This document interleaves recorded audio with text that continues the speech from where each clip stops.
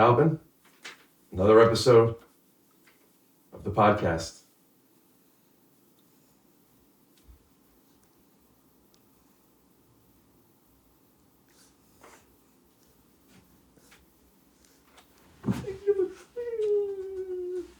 See his little tail going like this? Mm-hmm. That's because he loves love. Whoa. Scoot doo, blabbity blue, scoop dee. Oh yeah! Do you ever watch Channel 5? With Andrew Callahan. It's a YouTube show. Used to be known as All Gas, No Brakes. Me and Carlos were just talking about one of their videos. They do cool, weird journalism stuff. There's a big gooner thing going on. I don't know anything that you just said. I don't know what gooner means. It's like a masturbating thing. It's like masturbating is like their lifestyle. Buddy, I'm trying to do a podcast. You were saying, I think I'm sad. Why? Because sometimes sometimes your mind makes a choice for you and you have to be like, knock it off, mind. You're not sad. You're just tired. And you have to do something when you're tired. And you think that means you're sad. Really, you're just sad because you can't be at Disneyland right now eating corn dogs. That's not sad. When I go to Disneyland and then it's like, people are like, you guys want to get corn dogs? Or I'm like, do you guys want to get corn dogs? And people are like, yeah.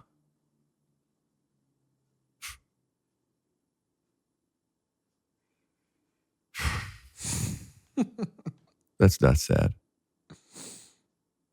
That's Disney, bitch. Bill's here. Here, have stuff, getting stuff. I don't know what that means. Probably a gooner or something, right? All right. How do I look? Do I look like I've been crying? Do I look okay? Yeah, you look great. All right. I'll be back, Alvin. I think I hear him.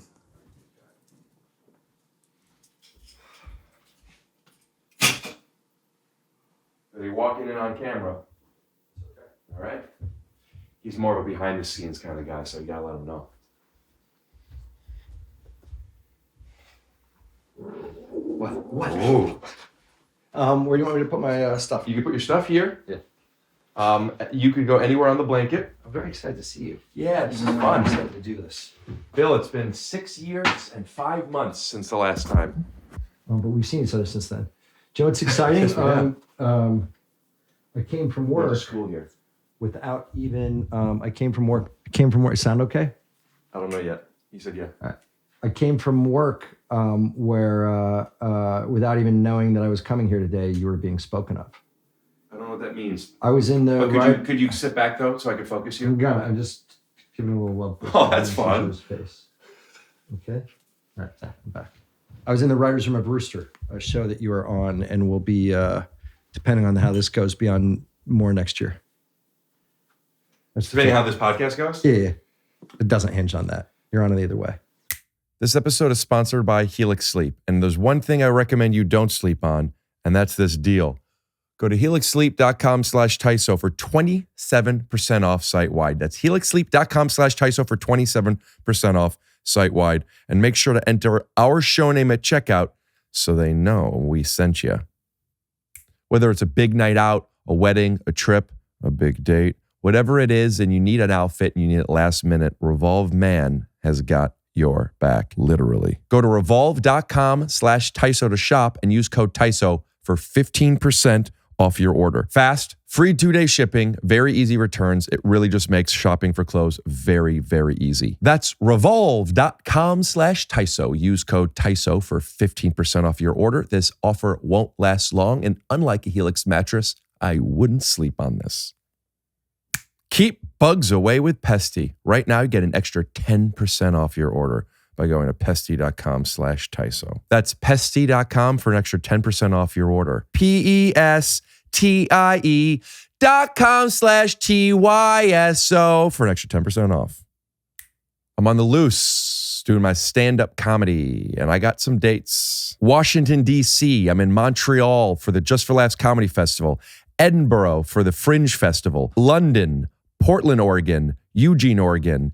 I'm going to be in Philadelphia and Houston. You can get tickets at rickglassman.com. I'm going to be in Tacoma, Washington in October, as well as Salt Lake City the first week of November. Those tickets are not yet available for sale. They should be soon. Sign up for my email list so I can notify you when I'm coming to your city and when tickets are available at rickglassman.com/tour. All right. Okay, I just put a whole bunch of philosophy books everywhere. No, but you made an impression even with a kind of a small footprint. I thought it was really cool. Thanks. Yeah. I'm really liking the show too, which is even nicer. Thank you. I have a thing with dogs, by the way. They immediately gravitate towards me. Yeah, well, my dog is a thing with showrunners. I know. Right. Your dog wouldn't like Mike Schur. How could you be so nice? Tell me your name again, man, so I don't mess up. McCone. McCone? Yeah, not an easy one to remember. Right. Like a McDonald's ice cream cone. What's that? You don't call him Gooner. You just said that. You made that up. Don't we call you Gooner? Yes. I'll tell you another thing that was spoken about in the room as you're getting ready. Can I just open this and start drinking? Do you care if I start drinking it right away? I would love if you would wait. Okay. No, drink your drink. No, I'm thirsty. This was said again in a vacuum. Again, I'm not telling people to say things about you. Well, start. But go ahead. But we were talking about you as a romantic actor for some stuff that we're thinking about writing into the show next year. And someone in a vacuum said he has amazing romantic and sexual chemistry with someone on your podcast. Who did they say? Out of the blue. You're going to think this is bullshit. Yeah. Every woman that's been on here. You should be able to get just from the setup. I'm not saying that you don't, but if someone was a voracious fan of this, especially of late. Well, I can't say I can answer your question differently than the way you asked it, because the way you asked it, I don't want to have to answer it that way. Okay. But I can say I know people love Lisa Gilroy and me together. That was it. See? It was so the fact that you could answer it, even if you chose not to answer it the way that you wanted to answer it, it's still the fact that it's the first name that popped into your head means it was cool. By the way, I'm sorry to bring this up right away, but I really think you should do a show with Lisa Gilroy. I can't imagine she's even available. Well, you guys have such amazing chemistry together. Your shtick together is very enjoyable to watch. And I know I'm not the only one who thinks that. So I didn't know why, you might pitch a show for you guys together. You don't have to be a couple. You could be coworkers, whatever. You're funny together. You know how I feel about you and Lisa? Tell me. When I came out of La La Land, I was so moved. Mm-hmm. I'm clutching my pearls. I see. And I was so invested in Emma Stone and Ryan Gosling being together, their characters, but them. I was so invested that I remember, and this is ridiculous, I recall feeling a moment of sadness that they weren't. Spoiler alert. That those two actors weren't together in real life. So let me fill in the blank here. Yes. It sounds like you want Lisa and I to make La La Land. I don't mean for the second time to not yes and you. Well, then don't. But I'm gonna. I just think you should make a show together. You don't need to be in love interest. You're just funny together. Also, I know that she's been on 2 of your shows. Yeah, but she hasn't been on that show. And that writer, that writer doesn't know that she's, a Scrubs actress. She's about to be on all your shows. She's on Shrinking and Scrubs. Yeah. We're not putting her on Rooster. We just ended her career right here today. Wow. I just don't like the way this went down. Wait a minute. You're being serious? And I don't even know what. So here's a little interesting thing for people watching. Also, hello, welcome to another episode of Take Your Shot. Bill Lawrence has created, if it's been nominated for an Emmy and if it's a show that is involving white people, sure, Bill created it. And he has more money than McCone and I combined. But still, sometimes there's things that you don't like a human. Like you're still a human comedian. Yeah. And you get insecure or things happen to you. Yeah. And it doesn't. So something just happened, and I don't even know what it was. No, but it was fake. Please put us in stuff together. No, We're very it was, funny. It was fake. It was fake. Because you misunderstood that. I wasn't saying that we were pitching stuff for the two of you. We were talking about you on our show, and someone that didn't know you acting wise said, "Well, can you pull off like they only know you as a comic and a podcast guy?" And I said, "As an actor, yeah, you can do this all the time." Can I pull off romantic and leading man? Where's Rick? Oh, where's Rick? Oh, he's probably upstairs playing magic cards and jerking off and being a loner, But just doing his comedy. That's all he does. He doesn't do his acting upstairs. He just does his comedy upstairs. Acting. I do. It's funny that you say that because, that's a thing that people think about. Like, oh, I know of. Like, even if somebody likes an actor, but could he do this? Although it's different because you'll always have to face that. You want me to put them on? Yeah. Should I? Yeah, let's do that for a little. Do you ever do one on, one off? Tried. I like it. I do like it. There's no one over there. He's gone. No, I think it's very different for comics because I love using stand-up comic. I love using stand-up comics and comedians on my shows, especially when they bring an already existing voice and you can write to it. Like right now, you're on the show and Robbie Hoffman's on the show, Rory Scovel's on the show. Comics always face, if they're a comic or comedian first, a writer's room going, yeah, but can he or she actually act? Or that's fair. Or like it's a surprise. Rory Scovel can actually act. I'm like, yeah, no. He's great on the show, by the way. Oh, he's very, very funny. But you know what I mean? I don't think everybody automatically, because there's so many things to choose from. I saw you on that Jason Kadam show, and I've seen you act numerous times, and you know how to act. So thank you. Yeah, told you. Yeah, good at acting. That's why. That's the only reason I'm here. Yeah. It's on the back of my resume. I love that there's sound issues the one day that the guy's here.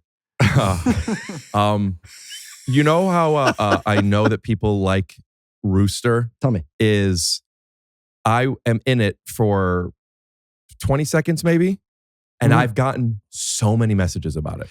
Well, I'll tell you two things. One, that's very kind of you to say because it just means tons of people are watching the show. Also, it's not even in the first couple episodes, which means it's not like they just watched it, they kept watching. The second thing, though, is I think that I would not shine you on, and I'm very candid with people about whether they're good or bad or something, or whether it worked or didn't work. Your limited moments on that show when the writing staff came back, and remember, they didn't see the cut episodes till they got back this year. You made a mark so that people were going, hey, what can we do with this character? He's really funny in this world. He should be someone that's in this world more. Question for you. Yeah. And this is something I'm asking, not about me in this. Yeah. So this is about me, but no ego attached to this because I could do something. Anybody could do something. It's talking about myself. Anybody could do something. Anybody could do something. By the way, if you think about it. And it can't get it out of my head. But sometimes I could do something. It's like, oh, the writers or whoever thought Rick did good in this. Let's maybe do more. There's just as much of a chance of somebody being in something like, he didn't hit it that time. You want to, and he won't mind, I don't think. I'm fidgety so far. I don't know why. I might be vibing off of you being fidgety, but you're not being fidgety. I get it, and it'll go away. It'll go away. There's a comic I really, really, really enjoy named Chris Fleming. He was in one of the early episodes, and not because of him, because of what we wrote, it didn't work. Right. You know what I mean? And I cut it out, and I took the time to email him because, by the way, he's also career-wise blowing up and doing great. He's a really funny, interesting comic. Mm-hmm. And I think it's going to be really weird for people that they're going to see one scene in a classroom where he doesn't speak, but anybody that knows comedy is going to go, is that Chris Fleming in the background not saying anything? Which is very, very, very weird to me. But that's what I mean, because that's not on him. It's just things can, work or click for a certain show or a certain voice like that or not. It's just so, I don't want to say it's random, but it certainly is kind of catching something. How do you know you're not only like an experienced showrunner, but you're also somebody who has so many shows, so some of which you're running, some you're not. So not everything is a priority, even if it's your show. Right. And when somebody like Chris Fleming or me or anybody comes in who you like, they're good, but it didn't work. Do you just cut it? Do we try to figure out a way to make it work? Do you think it didn't work because we didn't give him a good opportunity? Yeah. Or did it not work because he's great, anybody could do something. Sure. Anybody can do something. They're great, but like that's not their wheelhouse. I'm going to answer your question, but I'm going to try to organically say anybody can do something a lot today. Yeah. Will you do it too? I mean, me or anybody can do something. Yeah, that's pretty good. But that was right away. Gooner. I'm not going to call him that. What? Don't we call you Gooner? Yeah, all the time. What's that? That's he can act a little bit. He takes a note well. Not bad. We're gonna edit Gooner out because it didn't work. That's something that if this were really a show or something, where even though you're joking, I'd be like, wait, hold on, because then do I have to stop saying Gooner? No, it'll get weirder. It'll get funny when people don't have an explanation. I want to answer the question though. It's case by case. So I didn't. I would say that I know Chris Fleming's voice as a comic and even better than I knew it when we first cast him. When I first cast him, we're going like, who'd be funny teachers just to put in this world that we know can generate comedy on their own or with their take on something, who you believe in academia. And I didn't know Chris Fleming's stand-up very well, but a lot of the writers who are, comic nerds, like, oh, he's so good. And we gave him something to do. And it was totally... So you didn't know who he was? Writers, you didn't know much about him? I only knew him from the writer's room of then watching a bunch of his material. Awesome. And going, oh, he's great. And then the stuff we gave him tonally didn't work with the show as we didn't know it when we shot it. Mm-hmm. Just when we were editing it together, I'm like, oh, this isn't the right tone for the show yet. It was too broad and too silly. And he was very funny doing it. And rather than bring him back in and trying to make that work, we just said, oh, what a good guy. Let's cut it. He exists in the background as a teacher. We'll come up with something cool for him to do if he's still into it, and we'll nail it the next time. That's such a nice way of doing it. Well, what it would be, I think the jerky thing that people don't do is people get edited out of stuff all the time and people don't always get in touch with them. You know what I mean? Yeah, I wouldn't, if I got cut out of something, I wouldn't expect anybody to reach out to me. So lame, I think. Yeah, I agree. But like I was saying before, to the credit of the people doing this, they have so many moving parts. This is a person who's coming in for a day. Yeah. I don't think as many people are as hands-on as you are. I just, it's cool. It's not as hard as you think, because you can literally, if you get to a position that you're doing what I do, you can just turn to like that guy and say, hey, do me a favor, make sure you email Chris Fleming. The camera operator? You got cut. Yeah, make sure you, didn't mean to dial you in on the joke. Make sure you email Chris Fleming that he got cut out, but that he's such a funny comic and we'd love to get him back on the show if we can figure out something that's more in his wheelhouse. How many times does that happen where you're like, somebody's like, hey, check out this person, and you check something out and you're like, I want to put him in something? All the time. I think it's the most fun because I have a philosophy of TV. You cast, when you cast the show and you cast the regulars, it's more of a traditional casting process. You'll see, we had a great casting director on Rooster, and you'll see different actors and actresses that kind of line up with or don't line up with what you thought the part was in your head. You'll either adjust it or not. But then when you populate the world, sitcoms used to exist that all the side characters were superfluous. They were there to deliver exposition. They were the characters that came in and said like, hey, what time is it? Or, hey, you got to get to that meeting on time. And then The Simpsons changed that because of animation. Every secondary character was funny in their own, even just with a line or two here or there. And I cribbed that for Scrubs. And so then when we build an ensemble world like this in the school, we literally go, hey, what are some weird students or graduate students or teachers' assistants or teachers or a secretary or people that we would want in this world? And we literally started with the actors and actresses. We're like, oh, it'd be fun to have Rory Scovel in this world as like a townie. It'd be fun to have Robbie Hoffman So in you this think world. of the people and then you write the character to them. Yeah. You're not like, we need to find a roommate. Right. It's more fun. Do you know what I mean? Because then also it's like a cheat code. Because don't you think, how do you consume entertainment right now if it's a TV show? How long do they have to grab you? It depends if there's somebody in it who I already want to see. Yeah. If it's like, what's the Vince Gilligan show, the Pluribus? Yeah. I watched the pilot, it ended, and I wanted to see a second episode. Yeah. So that just grabbed you right away. Yeah. If I watch a pilot and it doesn't grab me, and there's not somebody in it I want to see, or there's not people who I trust, like you watch this, I don't watch it. Yeah. So look, I think that's true across the board. And if you have, it's almost like an answer key. If you have 3 or 4 people in a show that you know their voice already and know how they sound, and know how to make them funny or know they're going to be funny, sometimes that's enough while you're finding a show for people to go, I'll check this show out again. There's, without a doubt, there's a couple people that watch Rooster after the pilot and they weren't sure about it, but they love Rory Scovel and he had 2 ridiculously funny scenes and he sucked them in. And we were able to make those work because we know how he sounded before we even invented the character, right? I just think it's always like that. I think Robbie Hoffman has that ability. I think we do people on every one of my shows that have that kind of that cheat code almost, that we're like, all right, this is going to work, even if we're still figuring out other parts of the show. I want to take advantage of having you. Of me? Yes. All right. As both my friend Anyone can do and something. What? Anyone can do something. Yeah. Eleanor Roosevelt. I want to take you an opportunity of you being a friend of mine and also everything that you've accomplished. And I have sometimes people out on my podcast where like, I think about if I were to have just moved here and why was Bill Lawrence going to get a coffee with me and talk for an hour? Yeah. Like, what would I ask him? Yeah. I know a lot of people that watch this podcast nerd out about those kind of things that I do. Yeah. So I want to ask you some very specific questions. You can do it, but then I have, because I came prepped based on a relationship, some things I'm not judgmental about, but curious about with you and me. I think it'll be on the same topic. Do you want to go back and forth? You want to do yours When first? we hooked up? Was that? No. Okay, do you want me to take that out? Yeah, cut that. If the cameraman wants me to. Well, you go ahead, because I'll remember. And I'll I'm remember curious. too. No, I know mine too. Why don't you start and I'll see if they relate, I'll fold it in. Okay. And if not, I'll wait till you're done, then I'll ask you some stuff. Like a croissant. Yeah. I want to talk to you about I'm stuck on how that's like a croissant. And usually I'm very the folding process. Got it. Usually my jokes hit like butter. Like a croissant. Nice. Sure. When creating a show, which I have created 0. Yeah. And I could also... That's not true. This is a show. This isn't just a podcast. A scripted narrative. This has become, though, with a cast of characters. Sure. And Which I got the idea from The Simpsons, actually. Mhm. And I cribbed it.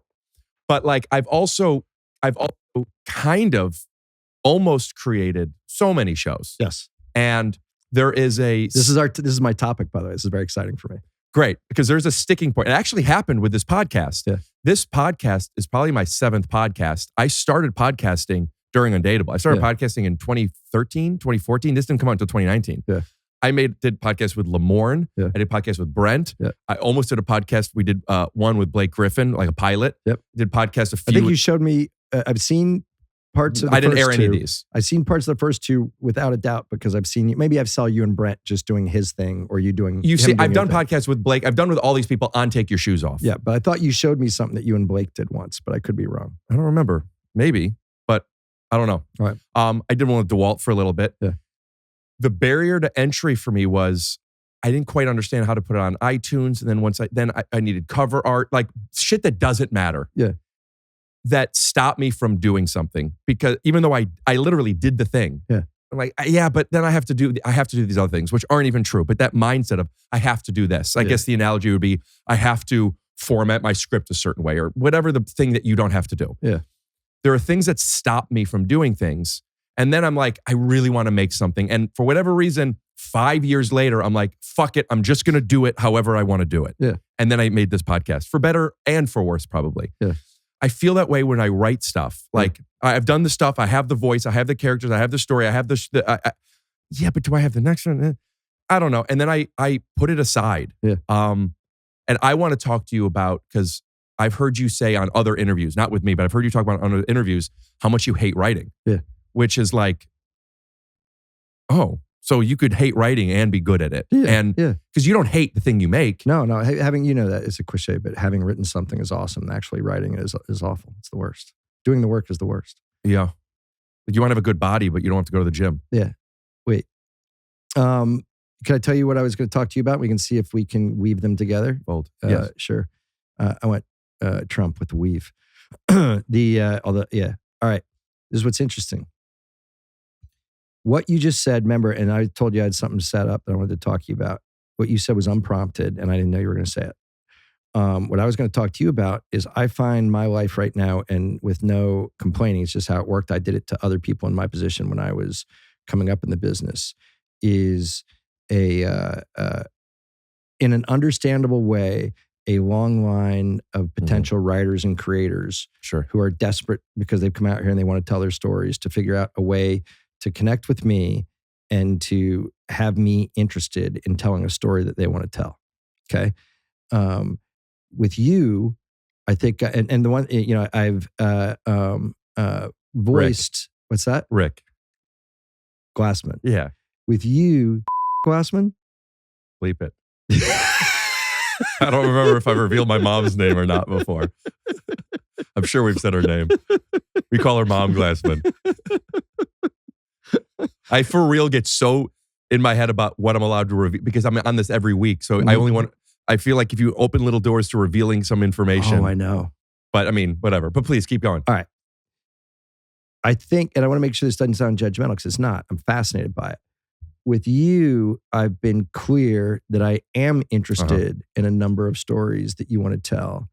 And the one thing that I've decided long ago in my life is I've said that to you. I know you're talented enough. I know you're not lazy because you work your butt off at this and it's so many things and your comedy. And yet sometimes I go, there's a disconnect, which is so fascinating because he has access to the thing that I know these bazillions of other peoples have. I think about it a lot. And he hasn't capitalized on it.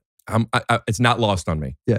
Do you know about? I thought it's fascinating. I'm not even here to make jokes about it. Yeah. I think there's a lot to that on my own thing. That has nothing to do with you. Yeah. And I'm also like appreciative of knowing that like if I have something that I want to do, and if you're interested in it, you'll give it a shot with me, whatever that looks like, however much you're going to be involved. Yeah. And that door feels like that door is open. Yeah. In a good way. And with that, I am working so hard on this and my stand-up, and not an excuse. I'm grateful to have it. Yeah. I've noticed myself like not prioritizing the thing, which is ultimately what I want to be doing. I'm putting so much into this podcast because I want to be writing and directing and performing and making things. Yeah. This I could visualize. I know how to do it. I have the engine going. And you seem, by the way, let's take it a step into an emotional thing. I didn't always know you as the happiest person. And I think you seem very happy when you're doing this. Like you feel at the very least inspired when you're doing this. And when you tell me to check things out that you've done, or when I get to see little clips of the show of stuff that I know that you've made up and it is scripted and was planned in your computer head, and it seems joyful tonally, even if the tone of the piece isn't joyful, it seems like you had a joyful experience doing it. Does that make sense? The reason I like acting, and acting isn't necessarily my favorite, making stuff is. Yeah. But the reason I like acting so much is because it feels so collaborative. Like improvising with other people and then having somebody who knows how to make you look good and sound good. And I just like, I could ask you, I could do this if it's fun. I could be funnier at this, but does this still play to the story? Like it feels like a team sport. Yeah. And I have that experience as an actor. I don't have that experience on the other end. So as lonely as stand-up is, you're up there by yourself, you're traveling by yourself, it doesn't feel lonely to me. Yeah. It feels like I get to talk jokes with my friends. I get to do this. Like it feels collaborative. Acting feels collaborative. Podcast feels collaborative. Playing basketball with you feels collaborative. Writing something, even with you saying, and also Bill already said this, but talking to the audience, I mean, right now he has Ted Lasso, Shrinking, Scrubs again, Rooster, Bad Monkey. I have a present from Bad Monkey. I'm going to give it to you in a minute. He has so many shows. And he said to me numerous times, I had put into an idea with you. And you're like, let's do it. Write something. Show it. Give it to me. It's such a great opportunity. And I can't visualize it. And if I can't visualize something, I'm not, I guess maybe it's what you said. I'm uninspired. Like, I don't want to just make something to make it. You're not uninspired. Do you think there's a barrier to it? Do you think that's what I was saying about? Do you creatively think that you have to wait until the whole thing makes sense in your head? Yes. Or do you think that you can go, oh, I have a limited window to make this all make sense in my head, and I'm going to grind for a couple weeks and see if I can make it make sense in my head? I've done that. Okay. I've done that for I've done that for a couple weeks, and I've written stuff and I don't like it, and it's not it. And and here's another thing that I think I've realized. I think everything I've written has been very much me playing the main character. Yeah. In a world that there's all these side characters. Other than Curb, I don't watch shows like that. Yeah. I don't want to be the only.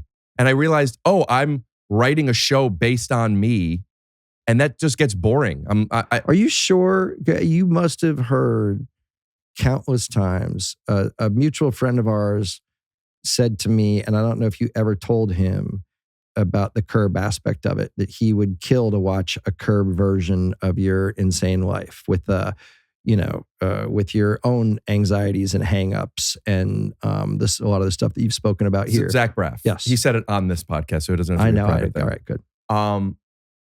My point of reference is the Larry Sanders Show. Yeah. And that was large chunks of Gary's personality. Yeah. No doubt. Yeah, I mean, now I'm thinking like this is becoming a very intimate. I'm fine with it on the podcast. I'm also feeling hesitant. I'm feeling, is this too boring? And more specifically, I'm feeling very vulnerable with it. Yeah. Anybody can feel anything. Whoa, Rick, you look cool. What's going Thank on? you. Think I look good? Sometimes how you dress doesn't just affect how you feel, it affects how you behave and how other people see you. And sure, you don't want to dress necessarily for other people, but like the way a lot of hot girls with their big boobs, they're out and they're like, I'm not putting them out for the men, I'm putting them out for me. I believe you. And sometimes men are checking those boobies out. Believe me. I've gotten into clothes over the past couple of years, and I realize that sometimes I'm wearing an outfit and I'm like, I don't think I want to go home yet. I look kind of cool. I feel kind of good. And once I go home, I'll change into my sweats. I won't want to go back out again. Where do I find these great outfits? I've heard about Revolve, and I always thought it was for women. Turns out it's not just for women. Not that there's anything wrong with that. I've been using their app. I'm scrolling stuff. I'm typing in brands that I like. It pairs it with other things. I like this shirt. It gives suggestions of pants. Will I wear that shirt with those pants? Probably, but would I wear those pants with other things? I don't know. Let me check out those pants. You check out the pants, it recommends other shirts or shoes or outfits with accessories. And it's like showing me, it's kind of like a stylist. Hey, Dad, I'm doing a commercial for Revolve Men. Is that why you're calling?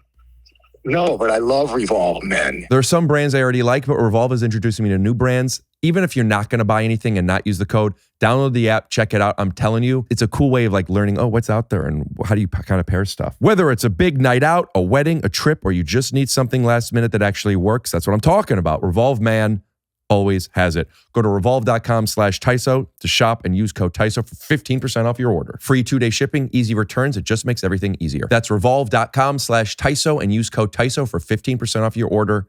Offer ends soon. Don't sleep on it. Keep bugs away with Pesty. Go to pesty.com/TYSO for an extra 10% off your order. Look at this. It comes with Pesty application gloves. They're disposable, latex-free, nitrally gloves. You see the nitrally? If you know me, you know I hate bugs. But I don't hate bugs because I think bugs are bad. I hate bugs because they scare me sometimes. Not all bugs, but some bugs, and depending on my energy. I don't love killing a bug. I'm just going to say that. If I see a bug, I will put it in a cup, and I will go, ew, ew, ew, ew, ew, and I'll bring it outside. But if you have an infestation, if you have a bug problem, that's where you might need to take in a little bit of help. That's where Pesty comes in. Bill, as I'm sure you know, a lot of pest control companies cost hundreds of dollars. It's the most money I ever spent. Hey, Rick, what does the kit include? Oh, it's sprayer, mixing bag, pesticide, gloves, and instructions. And not just any kind of gloves. It comes with disposable, latex-free, nitrally gloves. The pesticides they ship are fully registered and have been used in hospitals and schools all over the country. Keep bugs away with Pesty. Go to pesty.com/TYSO for an extra 10% off your order. That's pesty.com/TYSO for an extra 10% off your order. PESTIE.com/TYSO for an extra 10%. This episode is sponsored by Helix Sleep. Helix Sleep is the type of sleep you get if you're looking to wake up feeling like this. Oh, whoa. Whoa, look how big I am. Now, there's a lot of mattresses out there where you wake up and you don't feel like your dick is bigger or your boobs are bigger or smaller if your back hurts. Speaking of back hurting, not with Helix. Go to Helix Sleep, take their 2-minute sleep quiz. Tell them if you're a back sleeper, a side sleeper, if you sleep on your stomach, what's going on there, something to look into, I think. You like a firm mattress, do you like a hard mattress? They will then recommend the mattress that you should try. They will send it to you. They will send it to you with a 120-day money-back guarantee. They will pick it up from you if you don't want it and haul it away. In fact, if you're looking for a free mattress for like 100 days, just sign up for this. It'll help the show out, and you'll get a free mattress. The mattress works. My parents have one. My aunt has one. My uncle has one. And boy, are my arms not tired because they got such a nice sleep. How does Helix stand out? It's award-winning. That's correct. Helix is the most awarded mattress brand tested and reviewed by experts like Forbes and Wired. Come on. So using our promo code offers you a deal it always has. Right now, this is the highest I've ever seen the percentage off. If you go to helixsleep.com/TYSO, you get 27% off site-wide. That's helixsleep.com/TYSO for 27% off site-wide. I know that deal is going at least until the end of May 31st. So make sure you enter our show name at checkout so they know that we sent you. And again, that's helixsleep.com/TYSO. I mean, if you think about it. What I want to be doing is I want to be writing a show. Yeah. And if there were somebody in this industry, anybody that I know or don't know that could help me make it happen, the easiest, it's you. Yeah. I don't know if there's anybody that could make it happen. If someone was begging me, that could make it happen easier than you. Yeah. You said, I can't see it all. Yeah. And maybe this is a nice moment, but like, how Rooster? You wrote the pilot, right? You and Matt. Matt, yeah. And by the way, that's what's interesting. I don't ever see it all with the show. Do you know what I mean? Because this is what's interesting to me. I feel like if you got over that barrier to entry, that is your self-doubt or your discomfort or you're questioning whether or not people want to see you, or you're bored with yourself, or does it feel like a copy of something that's been done before, or does it feel like it's not original to your voice? The second you leap over that and say, I'm putting myself out there and trying, and then you're making it with a community, I think you would have that massive joy. And I think that creating a TV show is a couple months of risk and pain, because what if you do all this work and it goes nowhere, but you're still putting yourself out there? Yeah, that doesn't feel like the risk to me. Okay, what feels like the risk to you? The risk feels to me that, like, what if I do it and I do get to make more? Yeah. And now I have to make more, and it's like, oh wait, I don't know what it is. You know, it's like when someone has to make a sequel to a movie. Yeah. It's like, well, we didn't plan on the sequel, so now we have to force something.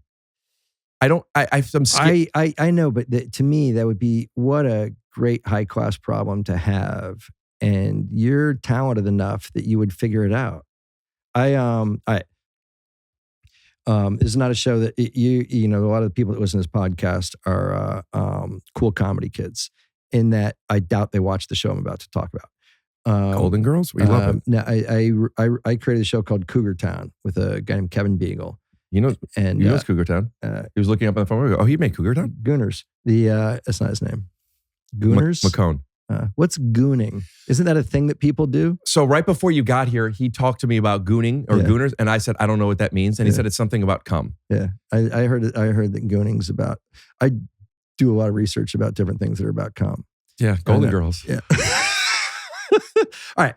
Cougar Town is a show, and this might be, all right, tell me if this would be your panic. So I created a show called Cougar Town with Kevin Beagle, and we weren't sure what the show was. All we were sure about was it's very hard back then to sell things, get them made, put them on TV. And Courtney Cox wanted to do a show with ABC and Disney. And we thought it'd be funny, like, just the only notion we had of, like, what if she's been married since she was like 19 and she's 40 now, and never been single, and wants to have all those experiences that people had in their 20s. And it has this awful title that Kevin and I came up with. And they said, yeah, let's do it. And we wrote it. We still weren't sure what it was. And if anybody goes back and watches the show, I will stand by this. The first 3 or 4 episodes of that show are not really good. And I used to do a bit that in the writer's room that people didn't appreciate, of like, I wouldn't watch this show. You know what I mean? It doesn't feel authentic. It doesn't feel funny. It didn't work to me. And then we started to figure out what the show was about. because we knew we had to, because it was really weird ratings wise, because everybody loved Courtney so much and she's such a big personality. It premiered the same night as Modern Family. Modern Family was on at 9 and we were on at 9:30. And the first night, because it was just based on Courtney, Modern Family got a huge rating, and then we got an even bigger rating. We went up from it. And then the second week, Modern Family got still a huge rating, and we went down a little, so we were kind of tied. You know what I mean? And that was back when you saw ratings, the day after. And we knew that there was something wrong with the show, that people didn't want to see necessarily Courtney Cox this way. And that it just wasn't working comedically. It felt arch and silly. And we changed course around the 6th episode. And from the 6th episode on, the show really worked. And it was a thing of having to sit around with a bunch of other people and go, we're having to do this and this doesn't work. And the cool thing about it was not only did it transcend its title, and not only did it become something that I was very, very proud of, but we even made a joke. You can see it on YouTube. The title, it was called Cougar Town, and Courtney, after the 6th episode, was monogamous and ended up marrying one of the other regulars on the character. And it became a show about adult friendship and how we while away the time with found family, drinking booze. It is tough to make friends as an adult. Okay, Rick, yeah. But it's hard making, it's really dirty. Hard to make friends when you're a certain age, right? I mean, it's not like when you're in school and you're young and Oh, okay. And step out here, Paul, with your foot. You have, hold on to your me. arm. Hold on to my head for balance. Get your foot out. Yep, perfect. Yep. Oh, okay. Get out. Could you lift that leg up? Yeah. Okay. Okay. Oh, man. Yes, you're right. And so what was really interesting, my point is that period, which I find to have been one of the most rewarding things, because we figured it out and the show lasted, years and went 100+ episodes and everybody did great. Feels like a great success story. And from what you were saying, right, that period in time would have probably been horrifying to you, right? That you've made something, you have to make more, and you don't necessarily love it. Yeah, having to make something that you don't love is a job, and that's okay. But if I'm the creator of it, that scares me. See, my point is, I hear you. The second you feel that way, isn't that the challenge? Isn't that what it feels like on stage if you're trying something new and it's not working? Yeah. Yeah, the stakes are a lot different, but yes. Yeah, because it's one moment in time and it's gone, right? This is way too deep, but I was fascinated. No, that's great. Okay, I want to ask you what I was originally going to ask you that you folded in, and I want to keep going back and forth between back and forth. Because I'm going to now look at this and ask questions from the aspect of me making something. Yeah. But picking a random show because it's new, because I've caught up on all the episodes and it's on my mind. Let's talk about Rooster for a second. Yeah. You and Matt, it doesn't have to be too specific, but one of you guys comes up with the idea, I'm sure. Doesn't matter who. Yeah. And then it changes. You guys already work together on other things. You're friends. Hey, let's do something together. Great. Yeah. You have the idea of doing something for Steve Carell first, I assume, right? Yeah. So in this, I want to make this analogous. So in this, okay, I'm writing something. I know I want to make something for Rick Glassman. Yeah. Right. Okay. What is Rick good at? What's his wheelhouse? What does he want to play? Yeah. Also, for me, what access do I have? Because I now have this pool of friends that would maybe be part of stuff. So who could I write for? And even if it's not them, maybe who could come into this world? What are you interested in Yes. right now? What it creatively inspires you? All this stuff. Right. So he is a writer of romance novels. Beach reads, more like Carl Hyacin. He's based on Matt and I had done the show Bad Monkey and got to know the author. He was a hero of mine named Carl Hyacin, and Steve's character is based on Carl in real life. Carl had 13 bestsellers. Successful. Super successful, but still tons of humility. Doesn't consider himself a massive artist, even though to me he was an icon. Right. So he based Steve on him. That's sometimes how I look at you. Yeah. Like how successful you are, but you're coming over here and you're bringing me hats and stuff. Yeah. But then sometimes when we play basketball and you make a good pass, which people make in basketball, anybody could do anything. Yeah. You will almost stop the game. And is anybody going to talk about how I'm the greatest? You don't do it in your career? Well, it seems insane. Yeah. I mean, come on. But there are sometimes... Because it's not like just an everyday pass. It's fucking... You make good passes. It seems insane. But sometimes it seems insane that you stop the game. Yeah. But I've only seen you arrogant after a pass, which incidentally is to set somebody else up. Yeah. I'm secretly arrogant.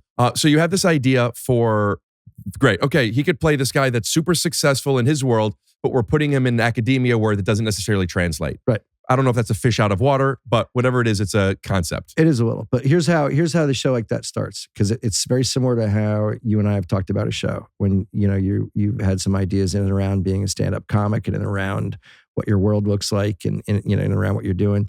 When it was Steve first, I didn't know that we were going to base this character on Carl Hyacin. What started off was Matt, Steve, and me talking about what do we have in common? What are we all interested in? And Steve Carell, Matt Tarsus, and I all have daughters of the same age that are living, big, complicated lives.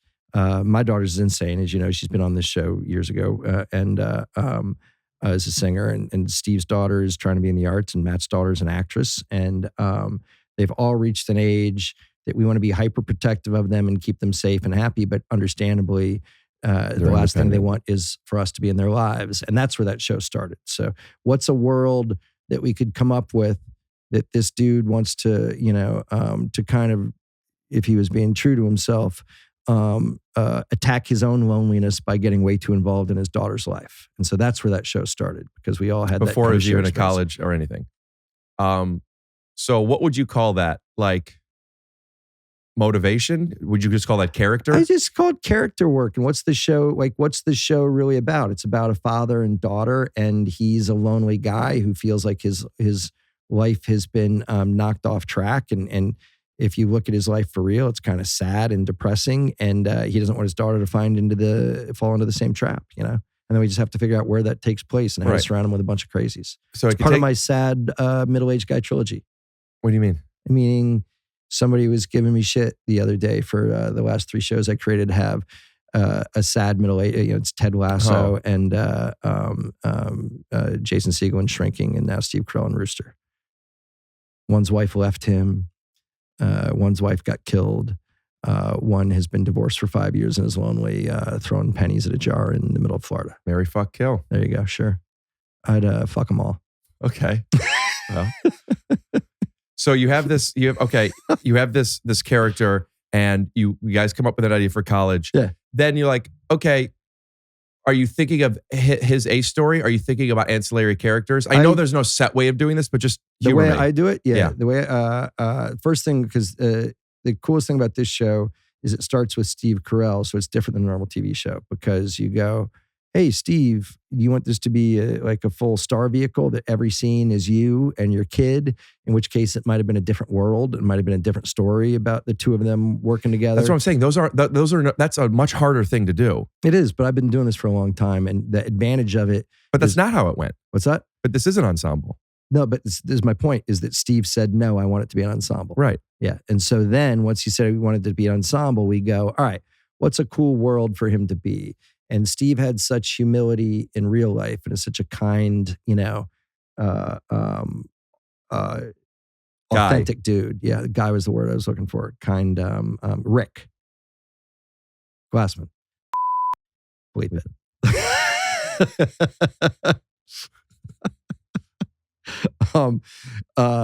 That we immediately go, oh man, it would be cool. He reminds us so much of Carl, of that the humility, which could easily be fake humility, is real humility. And you constantly go, why doesn't this guy think he's the absolute shit? He's Steve Carell. He's, Carl Hyacin. He's got 14 bestsellers. Putting that guy as a guy feeling less than at an elite liberal arts college, where both Matt and I have a lot of experience. Matt's whole family went to Williams, and his parents live in Williamstown, Mass, where the college is. And your family owns them. And my family owns liberal arts colleges. I'm attached to a liberal arts college because my great-great-grandma is Duzer Lawrence. And that elite world, and dropping an average Joe into it to try and kind of find his people and weave his way through that. We thought it was a cool landscape of odd, eccentric people. So you knew he was going to have, the first character he's going to have a daughter. Yeah, so you know father-daughter story. Right. Then the issue of her being, her having an issue in her marriage. Yeah, we immediately go, what could be a problem that's happening to one of our daughters that would make us want to fly in and fix it? Okay, so here's where I'm going to interrupt you a lot. Yeah. Okay, so great. You have this idea. We have writer at the school, fish out of water, lonely at a certain age, wants to be involved in his daughter's life. How could he? Why would he be? Okay, then when do you go to a piece of paper? We're still a ways off. So all of this is just in your head. You're just figuring this stuff out. There's no writing anything down. No. I don't even mean the script. I mean just even writing down beats or stories. The only thing that we do is we'll work in a room with big whiteboards and we'll go, all right, this is kind of canon. Is these characters we definitely want to stick with. These are the different worlds that we can set this show like possibilities of the college or something else. What else was another possibility? I don't even remember. I really don't. I mean, at one point, I'm sure we were talking way too much about Charlotte's big life and entertainment, and then what it looks like if your daughter is an entertainer or is out in the world and being alone, and but it felt like too much rarefied air. Yeah, I knew that Matt and I had both always wanted to kind of do a college show, so we got to that pretty quick.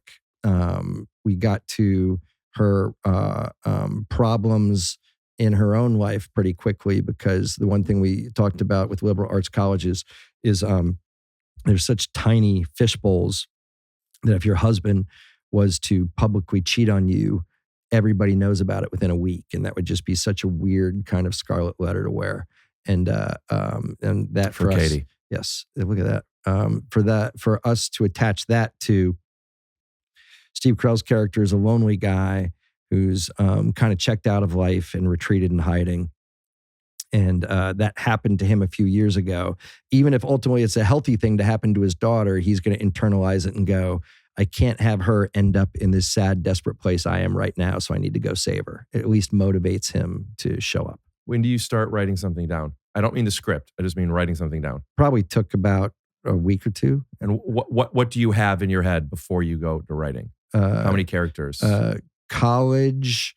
So we have the setting and we have at least some of the regulars. So we have the setting and we go, it's him and his daughter. It's her daughter's current husband. It's somebody that's going to be Steve's confidant and friend at the school, and what's that relationship like? What's it going to be? What's going to be interesting? It's the guy running the college that's desperate to get a famous author there to come, because colleges all do that, to try to get writers in residence to come. And that's all we really had. Then we just kind of sat down and really started outlining it and figuring out the world. Do you think A story, B story, C story, and stick to that? Not in the pilot. In the every pilot I do has, I can't tell if this is boring or not. But you'll edit out the stuff that's not. No, I'm going to tell you something that just to, maybe this is some sort of reassurance, maybe not, but it is for me. So I'm telling you what reassures me. How's the podcast? How's this? I oftentimes say, I don't know. I don't know. All I know is how do I feel during it? Yeah. And it just didn't feel like it was good chemistry. I felt like I was too high. We were joking. Maybe it's funny. Maybe it's annoying. Yeah. I just know how I felt. This is something that I want this conversation so much. Yeah, you're interested in it. I'm so interested in it. Right. It's so relevant, at least to me. And I think it's interesting. I don't know, but I don't want to stop what we're talking about. Are you interested in it as somebody that works in the business? Won't commit either way, half and half. But that makes me nervous. You know what I mean? Because I want to talk to you and have a normal conversation, but I also want this to work on the other level of the show that we're doing while we talk about the show that you should be doing. You know what's interesting about that is, are we making this for them? And I think you and I might have a different religion on this, and you're way more successful. I want everybody to love what I make. Yeah. I'm also not doing it so they will. Not saying that's what you're doing. No, I'm doing lots of things for me. I make TV shows for them. And I think that's the right attitude. Yeah. But I have such a bad tell of what people might like and what they don't like. You're welcome. And that's very generous of you. But anybody could do anything. I have such a bad tell that I feel like the best version of me is just to do the thing. Yeah. And then some people will like it, some don't. But at least in a podcast, that's where I have decided I want to talk about whatever I want to talk about. And I want the other people to do the same in that order, though. I also want to say, without sounding, I don't think there's any right way to do it. I feel that when you're making something for you that you're happy about, the interview you're doing, the bit you're doing, or the thing that you're creating, that the joy of that shows through and makes it more likable to more people. I think in this media, at least. Yeah. I think because when people watch podcasts, they're watching the people. They're not watching the story. Yeah. But so we don't go too far away. Yes. Coming back. You said that you don't do, for a pilot, it's not A, B, C. Every pilot that I've ever done is the main character. The whole pilot story is all about him. Oh, let me also just acknowledge real quick so I still want everyone to understand. Because on the Zach episode, I put out a poll and I was surprised how many people don't know what craft services is. Yeah. A story, B story, C story. But a lot of television works that way, where they have the main story of the episode, and then there's like little, a medium-sized story and a smaller story. Just like that's A story is the main story. It's an ensemble show. Michael Scott's usually the A story in The Office, and then sometimes a B story will be whatever Dwight is trying to. Rainn Wilson is right above you. He wrote Soul Boom. Mm-hmm. Did you know that? Oh yeah. It's the only reason I read it. Listen to it. Yeah, you get it now. So the pilot, I think, for my style, it's not everybody's style. I write an A story that takes us into the main character's world, what their dilemma is, what they're hoping to find or what they're hoping to do. And along the way, you meet the ensemble and hopefully have enough character beats that you get to know the other characters well enough that in episode 2, you can have a B story and a C story. Great. Yeah. When you do that, Yep. right? And talking about, for me now, folding this in, I get that. I have that. I have this world. I have this thing. But I don't know what's going to happen in episode 2. Yeah. You're not even thinking about it yet, or because you trust you'll find it, or are you looking to plant seeds for it? I have a lot of trust that I'll find it. The only thing that's changed in streaming television that's changed the way, but I find it exciting, changed the way I put things together, is when I started in TV, when I created Spin City, the goal was to have characters that never change, that you can do it for 150 episodes, Right. and that people escape and enjoy the camaraderie of hanging out with familiar faces. It's like comfort food, right?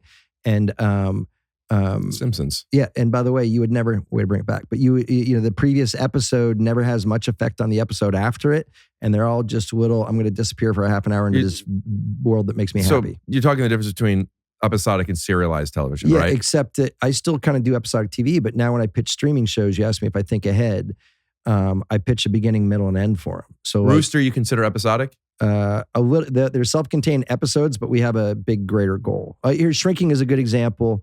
When we pitched the show Shrinking, we said, look, the first year is about grief and dealing with the grief of the loss of a spouse and whether or not you can kind of break free of it, or whether you're going to drown at the weight of it.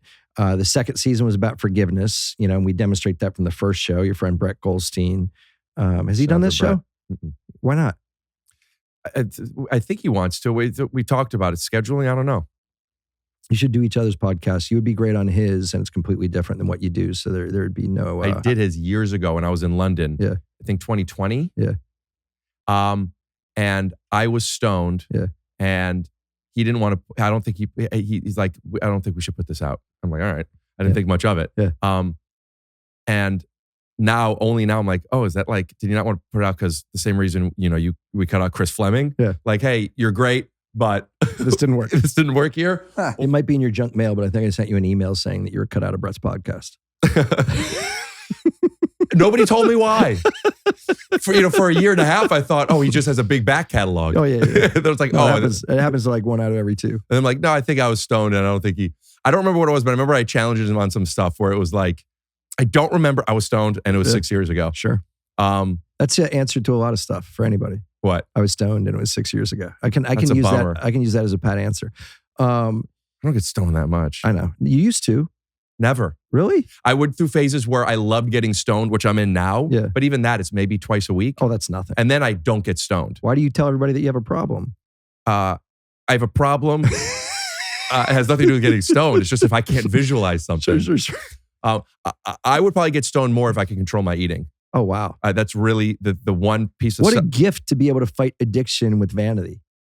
It's not vanity, it's stomach aches. 100%. That's the most Rick Glassman thing that you've ever said. I still want to look good, but not at the expense of a stomach ache.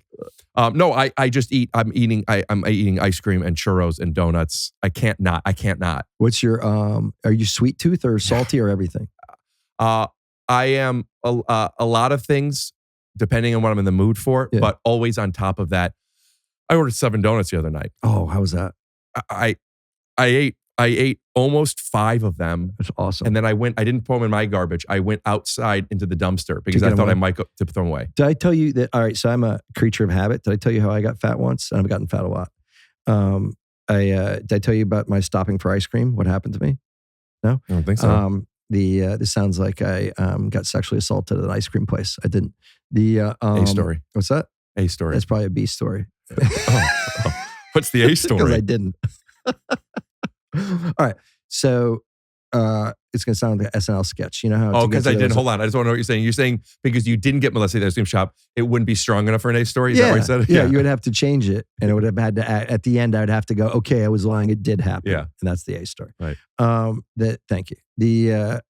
Sounds like an SNL sketch of, I can take the 405, I can take driving home from work. I can take the 405 and get off at Sunset. Or I can go, depending on where I am, and take the 10 West and get off in Barrington, go up. So a couple years back, just because there's something going on the 405, was always crowded. I just stayed on the 10 from where I was coming from, and then would go up Barrington. But when you go up Barrington, you pass Sweet Rose Creamery. It's an ice cream place. I know you like that place. Yeah. Right? I heard you talk about it. And I stopped one day on a Monday, coming home from work. So I'm stopping at like 6:15, 6:30, and I stopped. And I got a single scoop of salted caramel that they actually pour sea salt on. It's fun. It's great. And then I ate it in the car and I drove home, saw my kids, had dinner, whatever.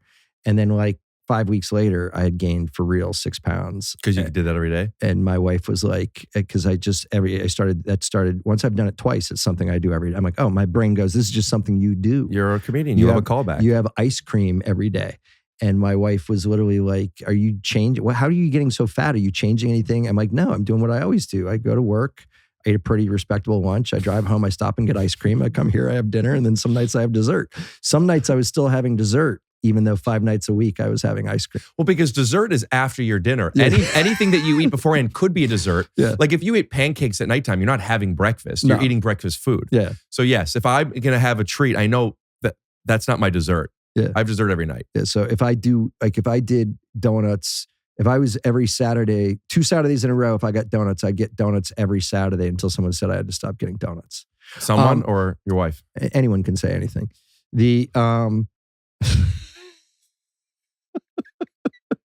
It's getting more fun. Isn't it also such a cheat that the only reason it's funny is because we said it a bunch? I know, but now what's funny is you tweak it a little. Sure. Yeah.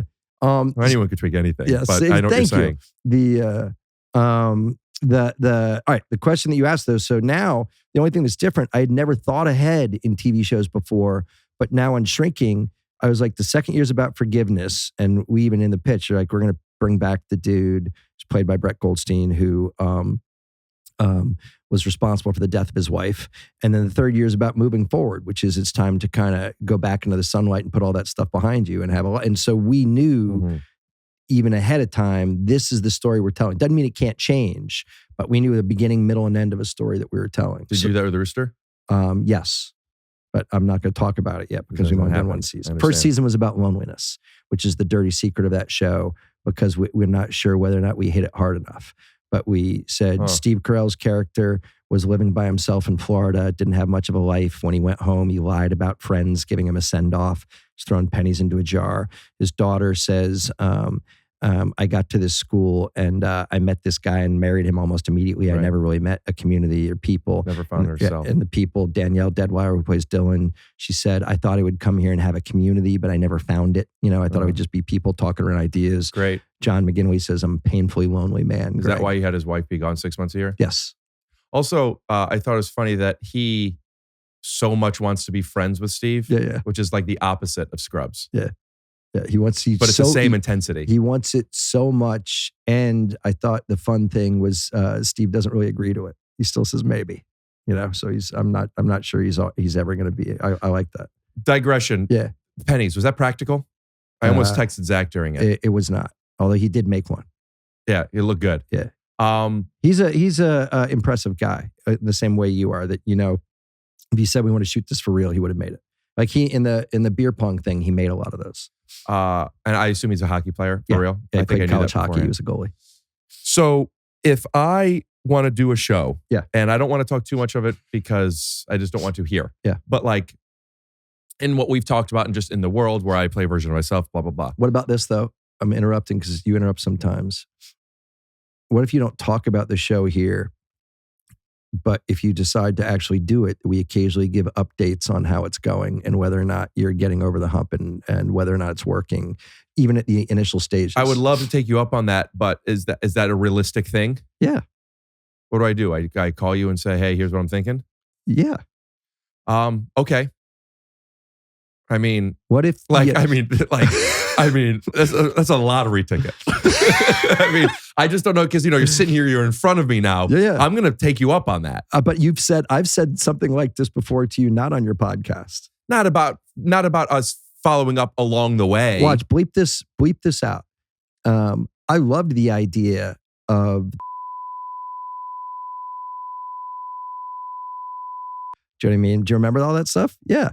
And I know that you were thinking about it, but it would be even interesting to go, I have an idea and a concept. You wouldn't, you don't have to spell it out on here. But then for me to even be a talking voice to go, where are you at? Have you gotten any headway on it? Are you in your own way? Have you ditched it? Have you thought about it at all? So we bleeped some of it, but one of the things that he bleeped was that I could visualize if it's not a TV show. I told you this already. I could visualize doing that for real. Yeah. And you're like, yeah, that's great. No one's going to give you money for that and nobody cares. Mm-hmm. And I'm like, yeah, I just can't see it as a TV show. We don't need to get into it now. I've thought about it but great. I'll take you up on that. I want to ask more questions that we don't have to bleep. Yeah. But this thing that I want to make, what if... Does he bleep the stuff here or do you do it after the fact? Like when you say we have to bleep, do you actually hit something? This is Sandra. Years ago, I pitched something to you, and I told you how much I want to do something in a bowling alley. Yeah. Now, let's say, just for role playing now, and maybe it becomes something. Mm-hmm. I come to you and I say, "Hey, Bill, you know my voice, and I don't have to be a professional bowler by any means. It could just be me who likes bowling. I want to do stuff that like one of the main set pieces is a bowling alley." How come? 2 reasons. I'm asking sincerely. Yeah, 2 reasons. One, whenever I go into a bowling alley, especially during the day, there's something so romantic about it to me. Like being there is like, time hasn't passed in a bowling alley. Is it nostalgic for childhood? Is that someplace you went when you were a kid? In high school and college. So that's not really childhood. Yeah. But yeah, like for about 4 years, I bowled 4 days a week, if not more. I was really good. I don't doubt that. I think you only do things that you're very good at. Talk this way about things that you're very good at. Anybody could bowl anything. Yeah. But I was very good at it. And so that's the other thing is like, as a performer, I could do bowling stuff. So like, I know I could be believable as a bowler. Steve Carell could be believable as a hockey player. Doesn't mean he should do a show about hockey. Yeah. But now the hockey is part of it, you know? Yeah. But yeah, you go into a bowling alley, again, especially during the day, not all bowling alleys, but a lot of them. It looks exactly the same as it did when I was in high school in 2012. It's frozen in time. Yes. It's romantic. I love it. The shoot, and everybody knows a bowling alley. What's your favorite bowling alley related movie or TV show? I don't even have that strong of a connection to it, but I guess Kingpin. I used to love it, but I don't even think of that. I don't. You know what I thought about immediately is Big Lebowski. Yeah, Kingpin more for me. Okay. But yes, Big Lebowski. That's probably the most famous one. I think Kingpin's a pretty big movie for a lot of people. I just loved, I don't know why, John Turturro and that character killed me in Lebowski, yeah.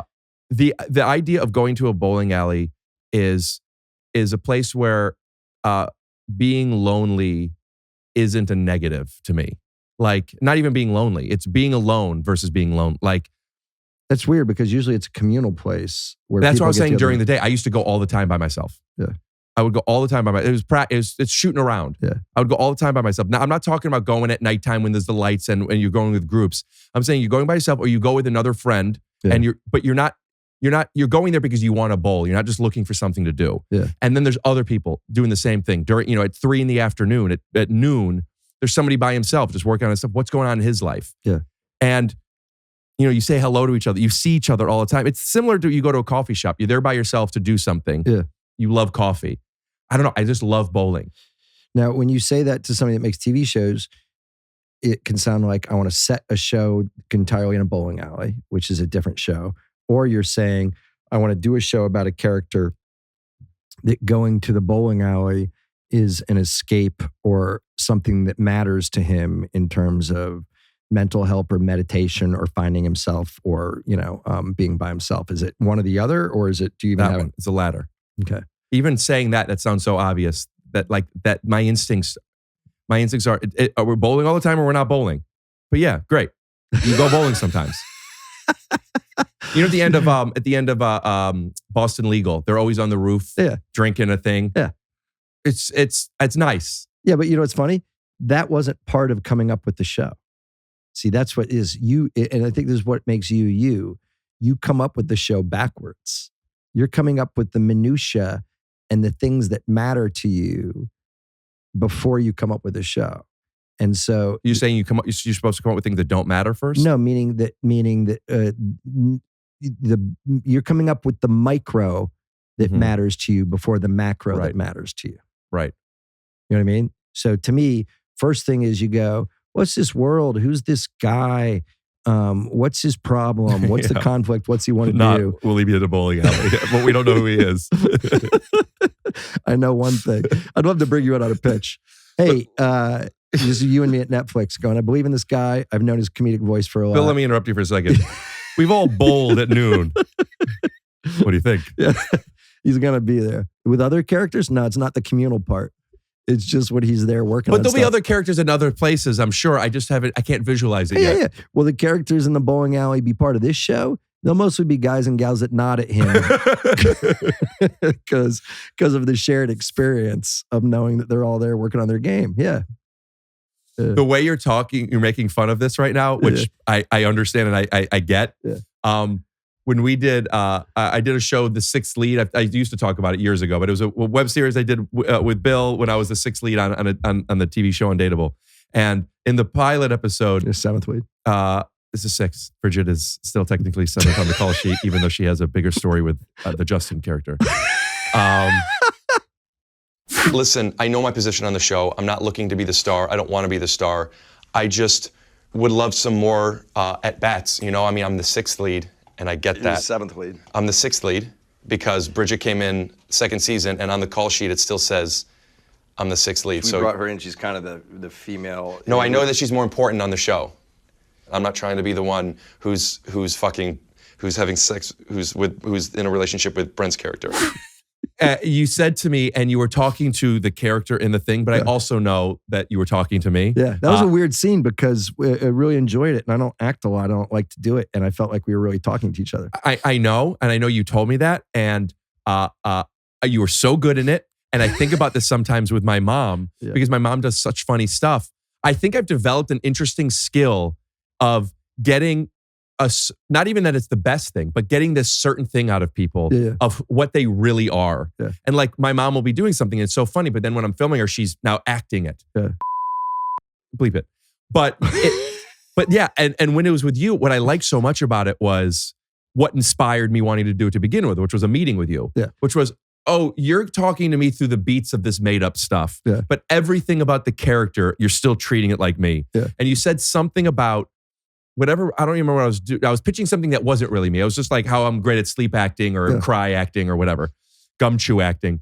And you said that you could do all these great things alone on, sleep acting island, or I don't know, whatever you said. Like you're out on an island doing whatever you want to do over there. Nobody's part of this. Yeah.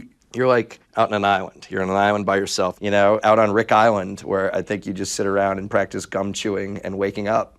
Find a way to connect with Mike or Laura or Joel or Seth. Yeah. That's how you end up having material written for you. Who do you think I should connect with? Who are you saying? any of the writers. What did you say though? Seth, Mike, Laura. All right, cool. I'm gonna connect with Mike.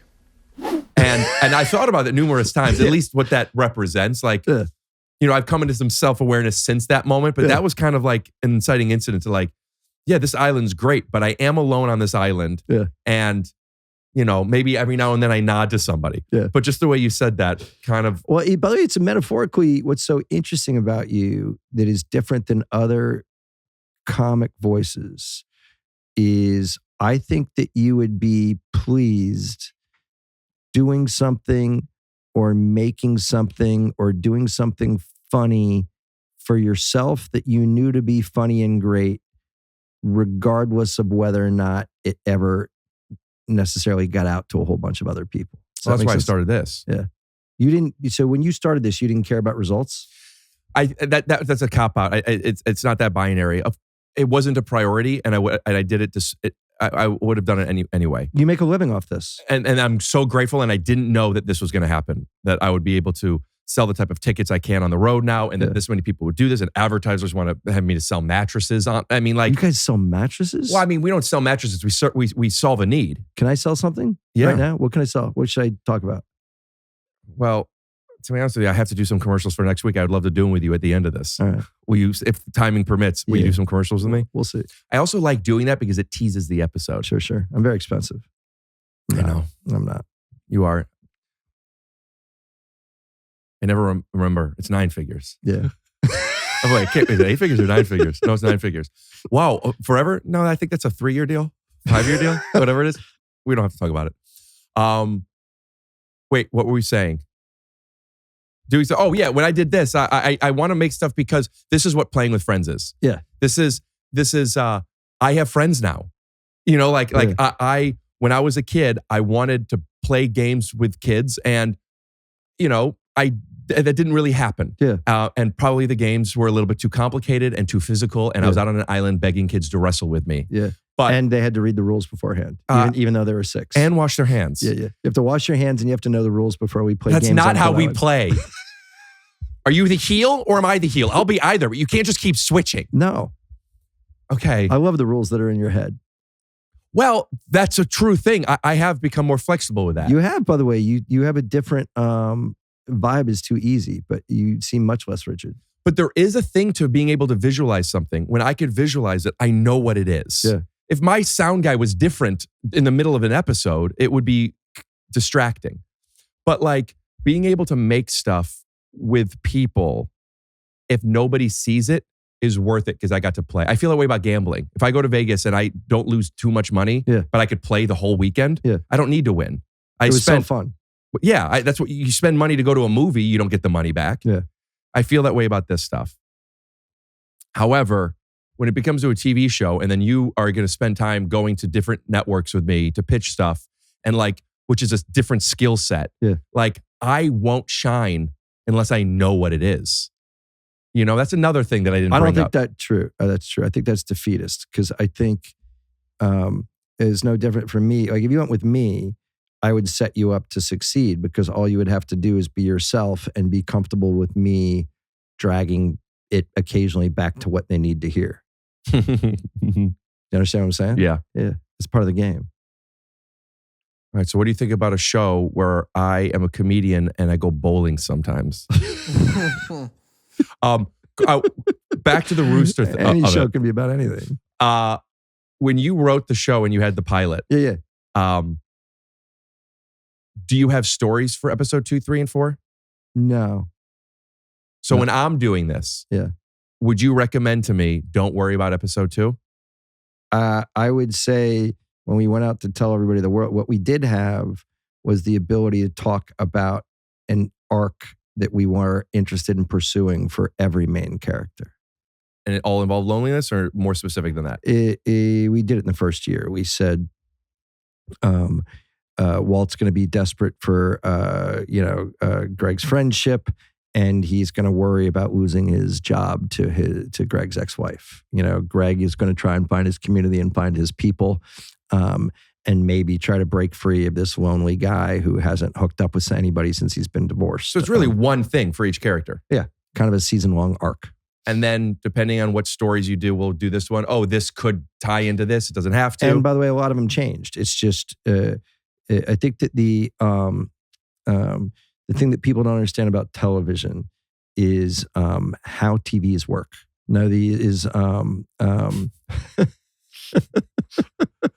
Because at first I'm thinking like how TV shows work. They're like, no, that's not what he's saying. No, I think they think that TV is about the idea, and TV's not about the idea. Even out of your head, the idea, no matter what idea you come up with, it will be akin to a story that's been told before, but that story will never have been told in your voice. Okay. I feel that way about jokes. Okay, you're right. And so once you embrace that TV is about execution and not about the idea, you understand that the buyers, the people that all you're really doing I call it dancing with sparklers, right? Which is, trying to, hey, I'm entertaining you. When you're in there telling somebody about the TV show you want to do, on some level you're going, hey, I want you to give me anywhere between $50 and $100 million to make, and I'm not saying like to me, I'm saying to make the actual show.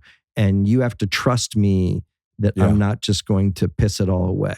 And the reason is, here's the actor and he's really funny and his voice sounds really original and he's making you laugh. And then I'm talking about the other characters and the type of people that could play them and the stories they'll have. And these are interesting to you. Once I get a writing staff and cast it, I'm quite sure that whatever we pitched for every character, that not all the stuff is in the show. Right. It probably changed. I can't even remember because the show just is what it is now. I think you sometimes get locked on, once I say it's this, it's got to be this. And if I can't picture it as this, then it doesn't exist anymore. I see it as an evolving, I keep staring at that girl who signed her picture up Kristen there. Bell. Thank you. That's her? Oh, I saw that one, which, oh gosh, now I get it. I cannot believe that's her. Dude, why don't we just call it? No, I'm okay. I might have to pee though. Yeah, go ahead. I got to fill this up. Also, yeah.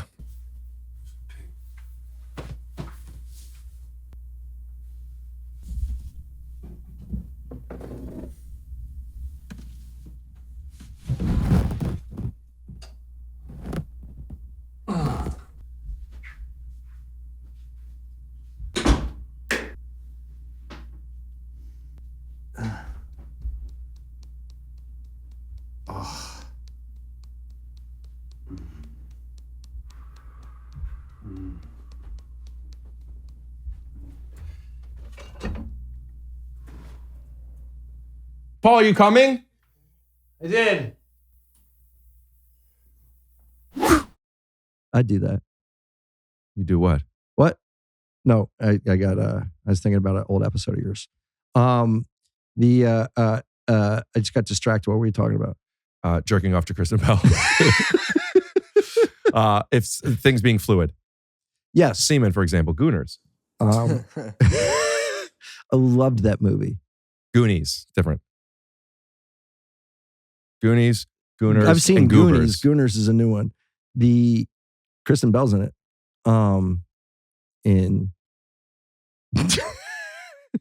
Just looking at you. Yeah. So to me, I sometimes feel it's a trap to picture something and the way it exactly has to be, because then I think you're stuck into a paradigm that you keep, it's an argument I often have with other showrunners. And it's again, no right or wrong. If you decide on who a character is in your head, and they have to be this character that you picture, you can imagine them, how they say things, what they go through, etc. And then you cast an actor or actress. If you're lucky, they're exactly that character and they nail it, they personify it. And that happens a lot. And that might be how it happens in your world. I write the character and then we go cast somebody and cast whoever we think the most talented or funniest is and whoever sparkles the most. And then if there's anything that feels like it doesn't work about the character that was written, we change it to suit the actor or actress. But still, you had something first, and then it changes. That's easier to me as long as you have the thing, and the change doesn't cannibalize something else. Yeah. When you, Bill, Yep. are you raising your hand? What? No. When you have a show now, and you go out, and you pitch it, and you know how to dance with sparklers. Yeah. you trust yourself. So you're not as concerned with what I am as concerned with, because you know how this world works, right? Yeah. But what was the first pilot that you wrote that went to series? Spin City. You co-wrote that though, right? Yeah. What was the first one that you wrote yourself? Scrubs. Was that right after Spin City? Yep. What would you say, and what was the most recent pilot that you wrote? Or do you not do them by yourself much anymore? I wrote the Bad Monkey pilot by myself. Okay. Scrubs Bill, Bad Monkey Bill. If Bad Monkey Bill were to give Scrubs Bill advice, not about the show Scrubs, but about your specific process for writing, could you articulate that? And you could think about that for a second. Yeah. Here's what I can articulate is I became self-aware that I was very lucky to have had success with Spin City because of a mentor. And that success buys you the creative freedom to not get caught up as much in what if this doesn't work, or what if people don't like this idea, or should I change it to suit everybody? The best thing that happened to me on Scrubs, I have to go back a step further, is if it weren't for Spin City, Scrubs would have been a disaster, because when I pitched Scrubs, I worked for ABC and Disney, but they didn't buy it. It wasn't on ABC. NBC bought it. But along the way, someone tried to buy it and said, what if instead of the show you wrote, this was about Dr. Cox at work and Dr. Cox at home, and we could find out who his wife was at home, and at work he's this hard ass. And they were really interested in the Dr. Cox character, and they didn't care about the rest of the world. If I had not had the success of Spin City, I would have been so desperate to make something of my own. It happens to writers all the time. I would have changed it just on the opportunity of getting it on television. Well, that's kind of how I feel. Like you talking about that, making that thing a TV show, and me saying I want him to do it for real. Like, I don't want to do that as a TV show. Why not? For the same reason you didn't want to have Dr. Cox at home. That's not what it was in your head. Yeah, but now you're saying you need to be more flexible. Like, that contradicts each other. No, but I mean, this is all right. These don't, okay? Because here's what I'm saying is, I knew that the Scrubs pilot was different too, because don't forget, I wrote the pilot. I didn't go out and pitch it. You know what I mean? So I wrote the pilot and handed it to people, and I'm like, I like this. Does anybody want to make this? And because I had success already, when someone's like, I'll make it if you change it this way, I was able to go, I don't want to. You know what I mean? I'll just write something else for you, or I'll pitch to that place, I pitched a cooking show, which they hated. Ended up being Breaking Bad. Yeah, which is weird because it was originally about food cooking, and then we changed it to cooking meth. How'd you know that? I saw a Pally Fest interview that you did That's years very ago cool. about it. I take great pride in the fact that I've never publicly taken credit for that show. Even though I wrote the original thing. Would you call yourself silently, when you talk about basketball behind the back? Secretly arrogant. Secretly arrogant, yeah. Yeah. So you're saying you're going out with the Scrubs thing. I think I'm one of the best comedy writers of all time. Bleep that. And you didn't. Well, we bleep a lot of times, but we don't take your audio out. So it's like, oh, he's humiliated. It's kind of like in that the Curb episode where he and Ted Danson donate money to the museum. Yeah. And Larry's wing was anonymous. Yeah. And Ted's wing was anonymous. But Ted told everybody that he's willing to donate it. Yeah. He's like, well, that's not anonymous. Wasn't that so nice that Ted? That's not anonymous. Yeah. That's what that feels like to me. It makes me laugh. But you're it didn't though. You said that sometimes things make me laugh, but not in front of you. Oh, you laugh later. Yeah. I, by the way, whenever I say LOL, Yeah. I it doesn't mean I'm laughing hysterical, but I at least I only say it if I laughed out loud. I only do it if I chuckled. Yeah, I think that's a good code. Yeah. Otherwise, it cheapens it. I feel that way. Do you want to know something I used to do as a young showrunner on Spin City that the writers finally had an intervention with me? I used to, and I didn't mean it in any disparaging way, in the writer's room when someone would pitch something that I liked, I'd say, that's actually funny. And they said I had to stop saying the word actually. It is a little condescending. Yeah. My brother sometimes goes, that's the funniest thing you've ever said. That's the worst. I'm like, well, actually funny does imply that I was surprised that person said something funny. but it wasn't. It was just a word to me that meant like, oh, I got shocked with that. It's cool. It's funny. What it sounds like is it's somebody who oftentimes would maybe say things are funny to be kind and didn't want that to be mistaken as no, I'm not just saying this. I actually think it's funny. For me, it meant like it snapped me out of my, oh, that's funny. Is what I should have said. So do you not say actually anymore? I don't. Go back to though you saying, we were talking about differences of like people saying, yeah, do it this way. And you go, no, I don't want to do it this way. I had written it already. So to me, the difference is when I'm pitching an idea. Right. So you're saying write it and then. So like to me, this was another option for you. Once I've written a script and I like it and I go, this works, I'm not going to change that thing, that pilot script. I'm like, oh, this is the story I want to tell. That's a fair argument. Yeah. Write it. And if I still don't like it as a TV show, then don't do it. Yeah. But if you like it. I would love to come back on here with you having written a pilot that you like and that they then say they want to do it. And then you come up with a decision that you don't want to do it as a TV show. Because, by the way, I don't find it a completely implausible situation for you. I don't want to do, for better and for worse, I don't want to do things I don't want to do. You're different that way. I don't do things I don't want to do. I mean, that's better. I don't like not that that's people are, actually true. A lot of people could say things that are true, but like I'm not getting pounded on my door with offers for things. Your metaphorical door? My butt. I'm not getting pounded in the ass.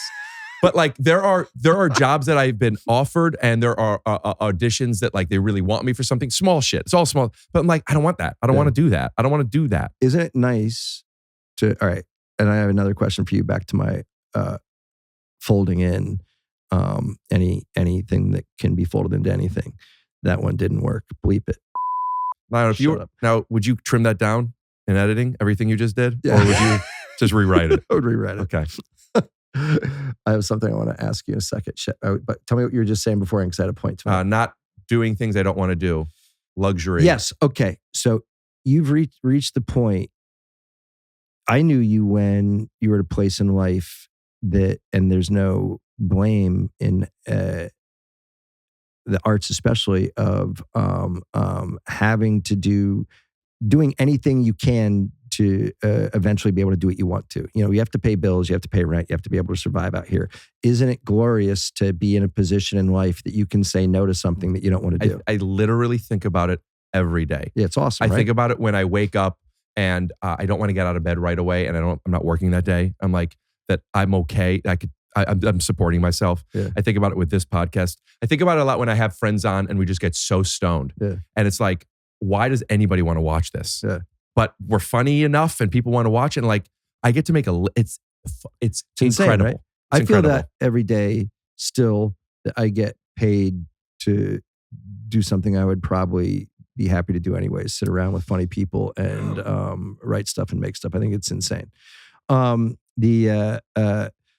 let's start with that. You are in a place. It's an interesting question because some performer friends of mine say it's a dangerous place to be in because the power of no also can become the easiness of saying no. Yeah. To anything that has any level of inconvenience. And work begets work. And yes. And some actors will say, hey, actors, we're workers for hire. You pay me, I go act. It doesn't have to be, everything doesn't have to be the biggest piece of art or something that you work with a timeless legend.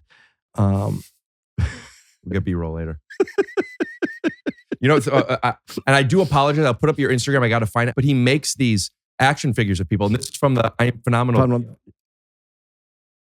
Aren't those cool? And check out the back of it. Like, that's awesome. Yeah, those are cool. But please, do you remember what you were saying? Yes. So to me, do you worry knowing who you are as a human being, that the ability to say no and to only do things that you want is also somewhat constricting and limiting? I do sometimes wonder that, especially with auditions, when it's auditions for stuff that, but I'm very intentional with it. My reason for saying no isn't because I'm tired. Or it's not enough money. Yeah. Rooster, I paid you guys basically. I mean, there's no money in that. Yeah.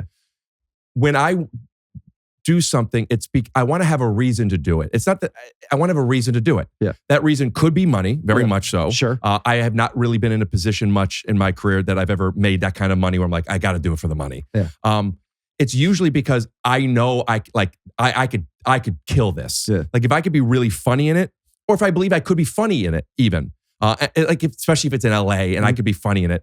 Another one is who else is doing it? Is it either somebody that I look up to, I've wanted to meet? This is going to sound very transactional, but it's the truth. Yeah. Is this somebody that maybe I could get on my podcast? Yeah. I like sometimes. Old Dads is a Bill Burr movie. Yeah. I auditioned for a very, very, very small role. Yeah. If they offered to me, I probably would have done it. But like to go through multiple rounds of auditions and like, I don't know. If I didn't know who anybody, I don't need to do this. Yeah. No knock to the movie. I didn't even read the movie at the time. Yeah. But like Bill Burr, of course I want to do this. Maybe I could get him as a guest on my podcast. Like that was like some superficial thought in my mind. Is that what happened? Yeah. I mean, it's from that? I mean, what is from that? Meaning you got him from... I don't think you would. Yeah, I don't think you would have been. I go on the movie. I meet Bill, and then then he came on my podcast. That's pretty It cool. wouldn't have happened otherwise. Also, are my friends doing it?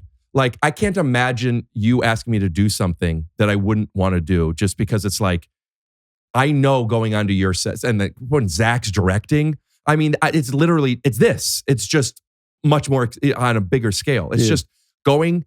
Also, I'm watching Scrub. Also, I don't know how involved you are in this new season. Yeah. It's so good. Oh, thank you, It's man. so good. Laughing out loud and crying in it.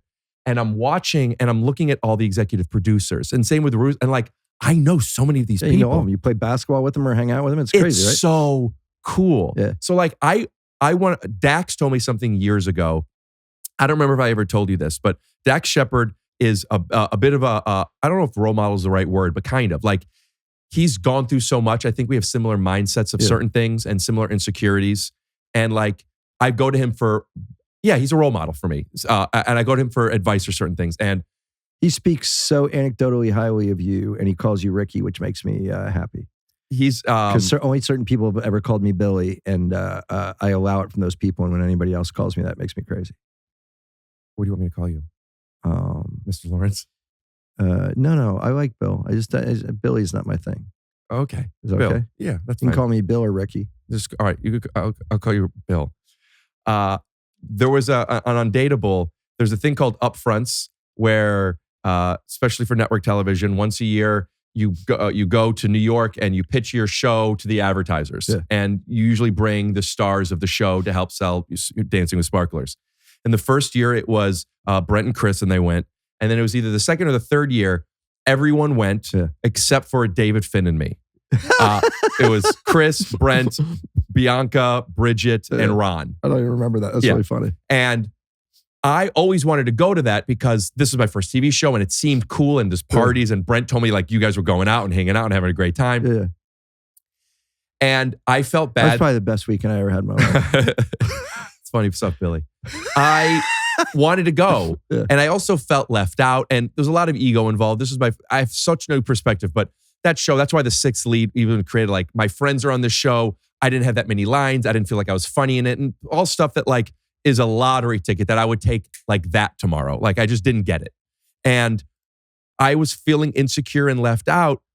And you on your own said, hey, Rick, I want you to know that I know that you, because it was a network decision. I know that you and David weren't invited. And that sucks, but that's the way this stuff works. If you fly yourself out there, I don't know if you remember this. You said if you fly yourself, like I'm feeling a little emotional. Oh. If you fly yourself out there, you said you would pay for a hotel and make sure that we were invited to go to all of the things that it was. And I was like, I want to go, but that felt dirty to me. Yeah. And I didn't know how to articulate that to myself.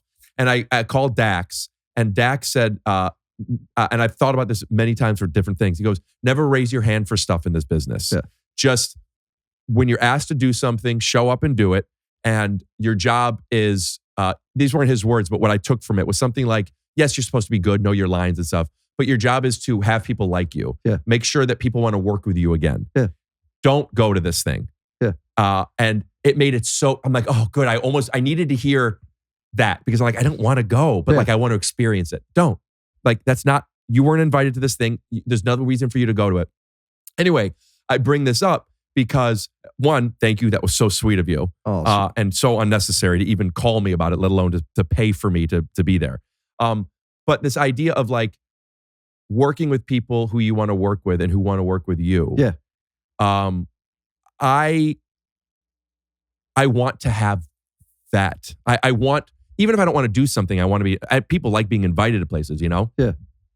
So like, if there's ever a show that is with people that I know, I want to do it in a second.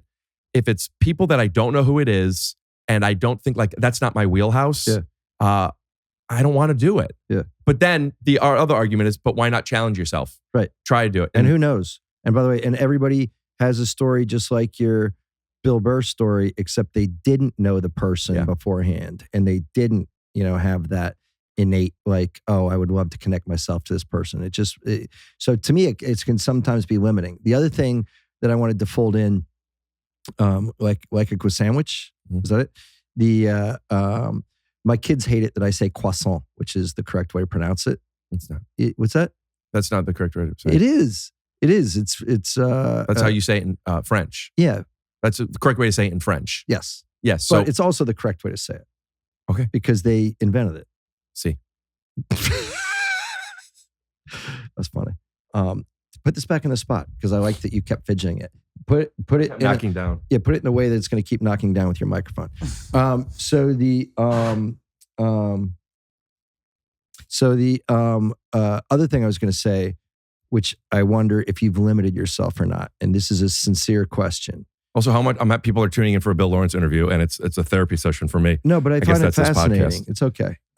This is the temperature you keep this room at, right? Is it hot or cold? It's cold. I do keep yes. It's okay. I might put. I'm going to get you some presents in a second. As soon as there's do you do present breaks? Mm-hmm, usually.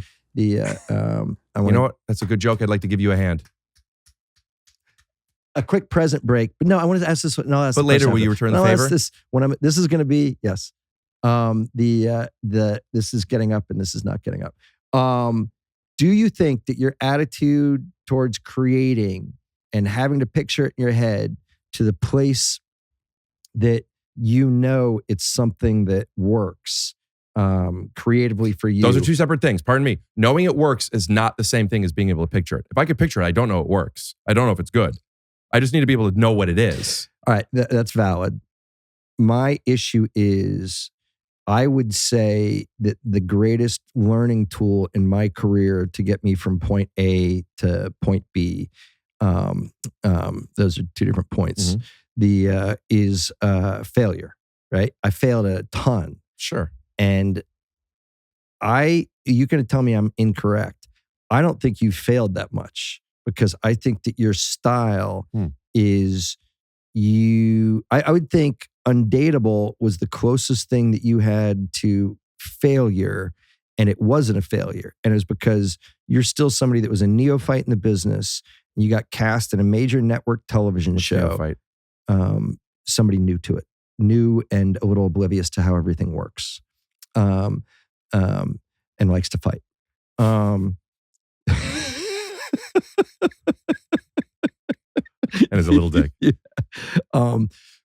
But I think sometimes when you talk about it as like, oh, a failure is I didn't really know what my job was, and I didn't get a lot of lines, and I sometimes I didn't think of that as failing. Okay, good. I thought it was a failure of perspective. Okay, good. My point being that the one thing that I ever see you, say that you have some regrets about, or the way that you handled it or did it, was still a massive success for most people trying to make it in the arts. So like to me, my biggest learning things were my biggest failures. And sometimes I think you block yourself from diving in and failing. I don't feel defensive. I'm checking to see if that's what it is. Yeah. I disagree. Okay. I disagree. I think anecdotally what you're saying makes sense from what I've shared with you. Yeah. But the failure, that negative perspective Have you failed a lot? If you remember, because you deal with a lot of stand-up comedians, ask any comedian who has bombed the most of also, yeah, that's a great and valid point, because I've seen you. I try everything. I've seen you fail as a comedian a lot. Our meeting was at the Improv when you came up to me because of I think it is some Will Smith stuff or something. And you said, similar to actually that's funny, you said, I got what you were trying. You didn't even say doing, I think. I think you said trying. Yeah. I did a horrible set. Yeah. And you came up to me and said, and you hired me. Yeah. So like, I just disagree. I don't consider that as like a massive failure because maybe the stakes were low. Yeah, and stand up, I think it's here's what I'm doing. I try stuff out. It works or it doesn't work. I try stuff out. It works but chronically going up all the time, trying stuff that is very difficult up. Usually gets in my arm. Thank you. It's not a bird. Anyway, I just don't connect with that, and it's not that necessary to talk about it more. Afraid to fail. He's afraid to fail. It's okay. He's afraid to fail. The getting in the way of like, I don't know what I'm visualizing, feels less about a fear of failing and more about a overwhelmingness of I don't know what it is, what to do. Like if I were to have to do surgery on somebody and, I've never done it before. Like, of course I care if this person, but I'm not this, I don't know what to do. Like, I don't know what to do. Is the anxiety of it crippling, the thought of that? Yeah. Because like, it's not like I'm not doing anything else. Yeah. So like, what's happening? I'm not even sure what's happening, but I don't feel good about it. Do you know what's cool though? That's gooning. I've done some reading. That's gooning. Yeah, I don't know what to do. I get overwhelmed, and I'm like, let me work on something else. Yeah. What should I do? Not work on something else? Yeah. I mean, maybe that's an obvious answer that I never really said to myself. Yeah. I don't know what to do right now. I have to edit this thing. Don't. And just sit there and not know what to do. I guess that's what people do. It is a little bit. How do you write? But that's the thing. You're not writing until you know what you're doing. But I have large scale failures that I think have shaped me as a person. And maybe that's just because of the industry I'm in. Do you know what I mean? Is if someone's like, why don't you take a shot? We're going to have you write this pilot. I've been very lucky that most of the really horrible things I've written were so bad that they didn't get on TV, but some of them got on TV and didn't work. I think I learned a lot from those massive, large-scale failures more than I do from checking myself or stopping something before it starts. Tell me if you connect to this at all. Yeah. When I do an audition for something, it's going to take me 5 hours. It's going to take me 5 hours. Yeah. Right? Learn the lines, set it up, create it. It's a lot of time. Not that much time. It's a lot of energy. Yeah. Right? It's an undertaking. And to do that all the time, I'm almost 30. It's very draining. And there is a sense of, and I don't know where that equilibrium is of like, when are you getting in your way and when are you taking care of yourself? Yeah. It's not worth it to me. First of all, I'm probably not going to book this thing. And that's the bad attitude. That's a bad attitude. But it's not even being pessimistic. It's just knowing how this business works. Like, I know who's going out for this stuff. Yeah. And those times I'll still do it so I can introduce myself to the casting director or something. But like, aren't you also a little bit defeating yourself in your head when you've already logicked out because you're so smart and so quick? No, I'm saying I do those ones. Okay. I'm saying I know I'm not going to get this, but I'll do those ones. What are you looking at? What are you doing? Trying to figure out who Sarah Kubrick was. Kubrick. She's been on my podcast a few times. She's she wrote It's on Me. Yes. Okay. Her Instagram is Millennial Therapist. It's a big Instagram account, and she's written some books, and she's been on the podcast numerous times. I've seen clips of her. Is she on here doing shrinky stuff and talking about? Yeah, okay. Yeah, she's great. That's who I would have. Incidentally, she was with Rainn Wilson too. She did a pod. I was trying to figure out if that's because every name is familiar on those books up there. Those are all am I just now realizing guests. that they're all guests? Yeah. All right, that took me a second. What was her name? Sarah Kubrick. That's crazy. When you were getting Bill outside, I was talking to the mic and showing how those your basketball trophies remind me of a shot from A Clockwork Orange. A few episodes ago, I got this shot that went down because whenever I see these trophies with their arms in the air, it reminds me of this shot from A Clockwork Orange.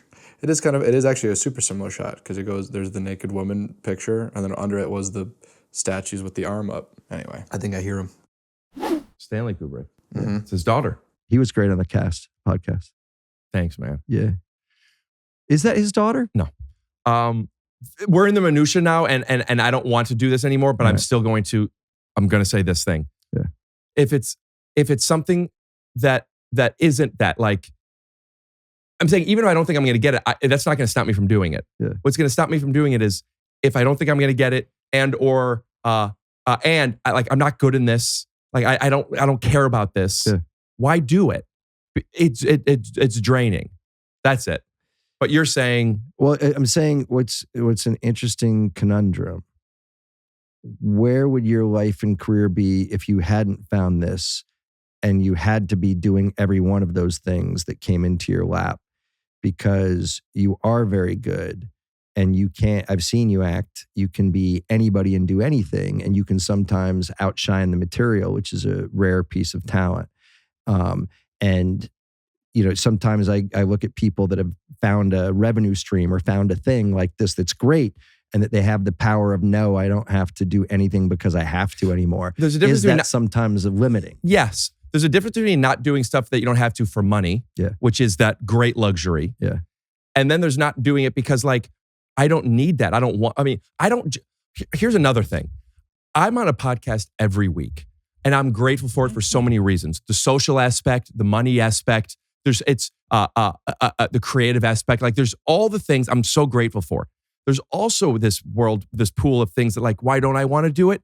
It's so much exposure and giving people. That's why I don't know if I really bleep, but bleeping names and doing, like, it's giving people so much access. I don't want to do. I have Gerard Carmichael. Yeah. We've bonded over lots of different things. One of them is he believes microphones are very powerful. Sure. And, like, everybody has one. They amplify your voice. They make it so loud. Yeah.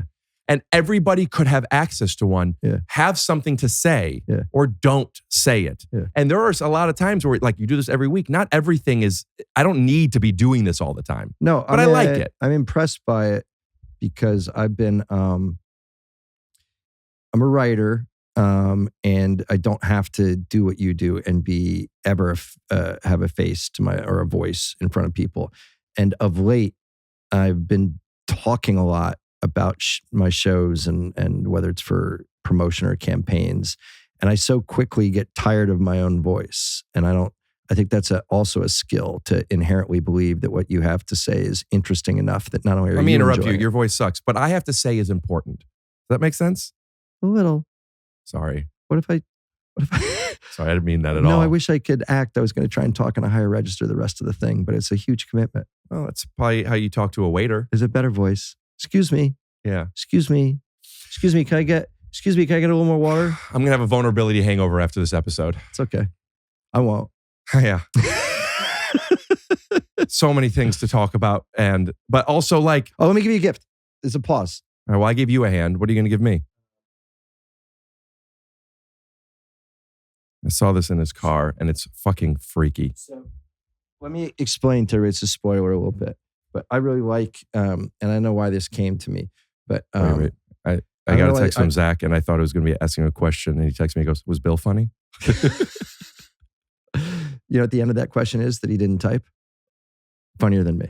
That's all he cares about. I don't know if you just saw some clips, but there was a section that we talked about the relationship between you two that I hypothesized that I got validation for after the way he was talking about it. Now I have to watch the whole thing. I've only watched clips. Maybe I'll find the timestamp. It's like a 10-minute section. Yeah. But y'all's relationship, especially because he's so successful, so, like, you don't think about, like, this mentor relationship that they have. I've noticed that you have an interesting relationship with Bill because you're the guy to me, you're the star of Scrubs. You've been directing now for 20 years. And when you're directing me in that show, and when Bill comes around, I notice that you become a little bit of a kid. Is that fair for me to say? I wouldn't say kid. I would say child, an insecure little child. No, there's definitely a big brother, little brother vibe because he's my mentor. I mean, he father son, but it's not father son. I remember he would not like you referring to me to him as my father. He had you young. We were doing our thing and we were just joking around and stuff. And Bill came in and you literally went like this. Hi, Bill. Hi, Bill. That's not true, audience. We talked about the thing, but like even when I was on Rooster, and then go back to this, but there was a scene that Zach tried to put me in an extra episode. He tried to put me in extra scenes, which is great. He's looking out. And he's a huge fan, yeah. And I know you would too if it made sense. I there was a scene where he was putting me on. I even watched. I watched it, so I now even know it better because I didn't know what it was at the time. But I didn't understand why is he putting me. It's like just whatever, it doesn't matter. You could be here, and I'm like, I will because why not? But like, it didn't even make sense to me. Yeah. And we went through all the blocking, everything. We were about to do it, and then you just came over. You know, you just walk through. You're eating something. You go, "What are we doing over here?" And you go, "No, he doesn't need to be there." And then Zach come over. Oh, like I'm getting fired. Like I didn't need to be. This didn't mean it. He's like, "Sorry, man, Bill." But like when you're around, Zach's the director. You know, and for a lot of people might think the director's in charge. Yeah. You know, but when you're around, it's like I don't know. I don't want to repeat it because I want him there, but it's. I see him as a boy. Yeah. The successful director, actor, rich guy I knew of years before I knew who you were. Yeah. And I just think it's really funny. I love the dynamic, but I'm also so proud of him and enjoy feeling like a mentor of his. I don't think he could. I think that character trait of his, feeling that way with you, is also part of what makes him so charming. Like I know he could play cocky very well. Yeah. But also as JD, there's such a vulnerability that I know is a real part of who he is. Yeah, 100%. He is so good. Dude, this new season of Scrubs is so good. That's so kind. I think man. do you think it's going to be a full season next year? I don't know. I don't know how network TV works anymore. It's so foreign to me, but I think it'll be on more than it was this year. And I think when you're trying to figure something out and you're just desperate to not let that show still exists because so many people were still passionate about it. And that was the first, I hadn't had fear of failure in a long time, like since this morning. And the weirdest thing about that show that snuck up on me was the second we were like, let's do it again. Just thinking it'd be fun to hang out with old friends. And then realizing that there's a large swath of neophytes, word doesn't work there. There's a large group of people that would feel really let down if it wasn't of high quality. It was the first time I was like really scared of like, we better not shit the bed. I haven't felt like that. Because you feel like it would ruin the legacy? No, because I felt like they were so passionate in a way that you never get to be grateful or gracious about. And if you were to reward that longtime passion with like, hey, here, we mailed it in. You know what I mean? And but that's not what it is. Like you could not mail something in and it still doesn't work. It's hard to make I know. stuff. I just meant that it was more nerve-wracking than usual. Are you happy with it? I guess you wouldn't say otherwise either way. Bleep this. No, I love it. No, I think it's really good. But the cool thing too is it feels good like a fresh show that you go, that show's really good. We can make it even better the second year. So that's part of the fun. It also, in the best way, does feel like, this is why I love Scrubs so much. Yeah, to me, I'm very proud of everybody that worked on it and the writing staff and all the actors. I thought they all killed it. Those last 4 episodes too. Oh, the last 2 were like a 1, but like, dude, I'm gonna rewind anyway. Anyways, watch Scrubs. So I made a show called Bad Monkey. Spoilers, if you are going to watch it, bleep this out. We've talked about this quite a bit on the show because Brent's been on a few times since he was working. By the way, bleep this out. Brent killed. He did very well. I was very proud of him. Take it out. I'll never tell him to take it out. Brent was okay. Keep it in. It's so fun to work with friends. So in the first year, Rob Delaney's character loses his arm, and it's a huge plot point. And it's the most money I ever spent on a fake appendage. At the end, thinking it was a great gift, they presented Matt Tarsus and me with the 2 fake severed arms. Why 2? Were they both off? You need to have backup. Yeah. Yeah, I saw that in his car. It looks so real. It's so gross. I don't know if I don't. I think you should have it. Because also, I think it's actually scary. And by the way, when it had the blood on it with a hacked off boat propeller, and by the way, feel it. It's going to upset you. You know what we said at work today? Because I said I was going to bring it to you. Dude, the hair. Look at McCone. McCone went. Dude, this is gross. And it's sticky. Look at the elbow in the back. It's just it's an exact replica of Rob Delaney's arm. And I could tell. I would know him from the back of his hand. Yeah. How much did this cost? I think it probably cost in the thousands, a couple $1,000 to have them made. Oh, it's got to be at least that. Yeah. Somebody at work said today, because it feels so I don't like it. People said that it feels like they probably used dildo technology. Do you know what I mean? Because it feels very realistic and skin-like. Dildo technology. Yeah, that's who would be good at making something like that. But here's the thing. I didn't know what to do with that, so I put it in the back of my closet. And then occasionally I'll see it and it'll horrify me. It's really scary. It's weird that it's scary. It's bad because it feels like it might be real. I also think maybe he has a scary arm and hand in real life. Yeah, maybe it's just his arm. He has a hairy big arm. He's a big man. And I don't know why, because I enjoyed when you and I were talking about props at one point.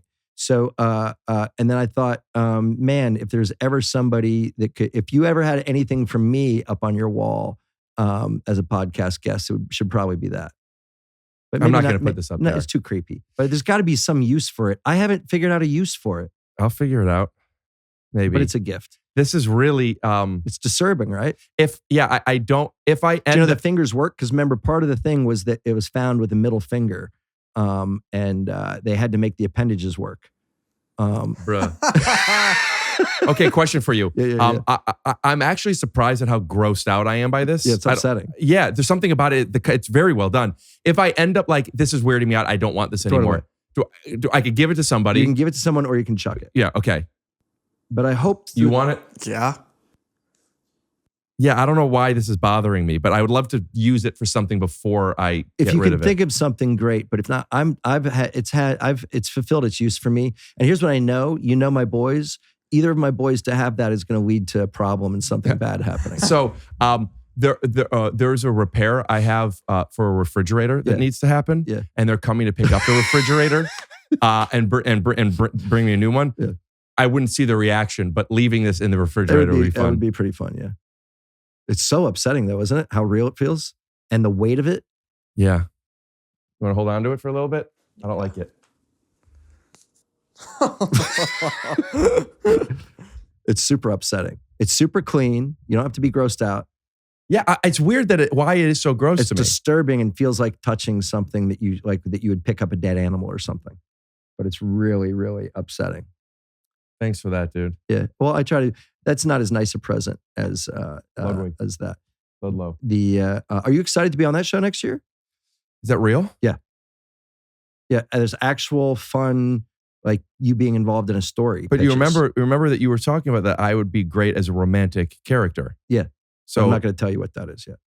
But that just means that there'll be like a love story? It just means that you get to do something besides just be a philosophy professor. Fingers crossed. Cross them.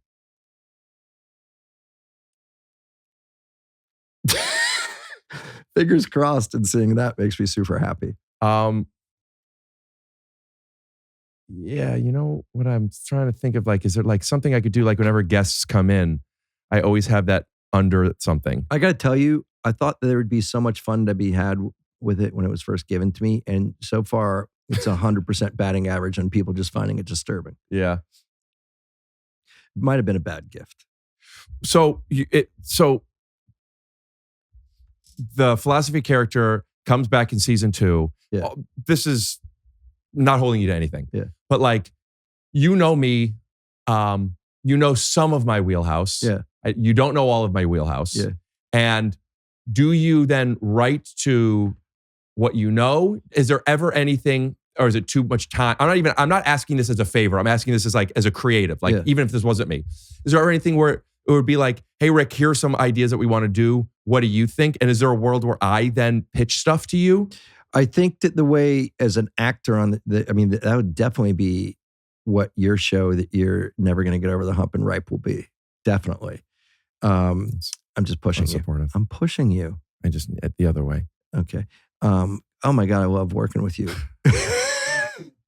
I love almost working with you. You're one of my favorite people to almost work with. It is pretty wild. My buddy I'm and still editor. stymied by it, by the way. I don't get mad, but I know right below the surface is my old high school voice going, fuck this guy. I just asked this guy to be on my basketball team. Please don't. I'm not. Don't feel that way because that's not what it is. But John Michael, who's my friend and edits this, we talk about it every now and then. He's like, when are you going to do something with Bill? Yeah. And it's like, I know. Yeah. It really is. It's a lottery ticket that I just haven't scratched off yet. In a good way, it's humanizing for me. that even part of you could take it as if like, I don't want to do something with you, you know? I think it's healthy for me. I think it's healthy for me to hear. Like when when like a hot girl comes over and I go, I just don't want to have sex with you. Yeah. I have a hard time with condoms, and maybe if we get tested, but I want to get to know you a little bit. Yeah. So it's in that scenario, I'm the condom. No. All right. I don't get metaphors. So in this, I get similes. It's a horrible merch, you know. Just trust me. I don't get metaphors. I get similes. You wouldn't get it. You wouldn't get it. It's all right, go ahead. No, but in this, you're writing for the philosophy. How much is it? Here's what I think. Hold on, let me ask this question. I was going to answer the other one, but you go first. Okay, answer both and fold them in. Anybody can answer anything. So you sometimes you have a character that like you need something for, and this character could accomplish that. Yeah. That I understand. And then there's sometimes where it's like, you know, I know we want Rory, but you know, it doesn't really matter what he does. It's just an excuse to use somebody's voice. Yeah. When it's the latter, not the former, that's what I'm asking. Would it benefit? And you would be great at something that all the cast members do on my shows if it's in their wheelhouse. An example is every scene that Rory's in this year is scripted. Steve is an amazing improv performer and has been in sketch and improv forever. Rory's great at it. After we get what we script, and a lot of times it works and is super funny, we without a doubt tell them both to try stuff that they've either already thought up in their head. You know, I know it's how it always works with you. It's cool. But it's not like a multi-camera sitcom where you get one shot at one line. Yeah. It's more experimental than that. You know what I mean? It's fun. It's more fun. But you know, to me, if you were just coming in as a joke assassin, we would do that and play on the day. But I think you know, I'm really entertaining the idea of making. I just like this world being full of these specific, interesting characters that all exist in this fishbowl, this school, and you were someone that somehow, with 20 seconds of screen time, made a mark. And when we came back in the writer's room, this is a testament to making the most out of what you're given.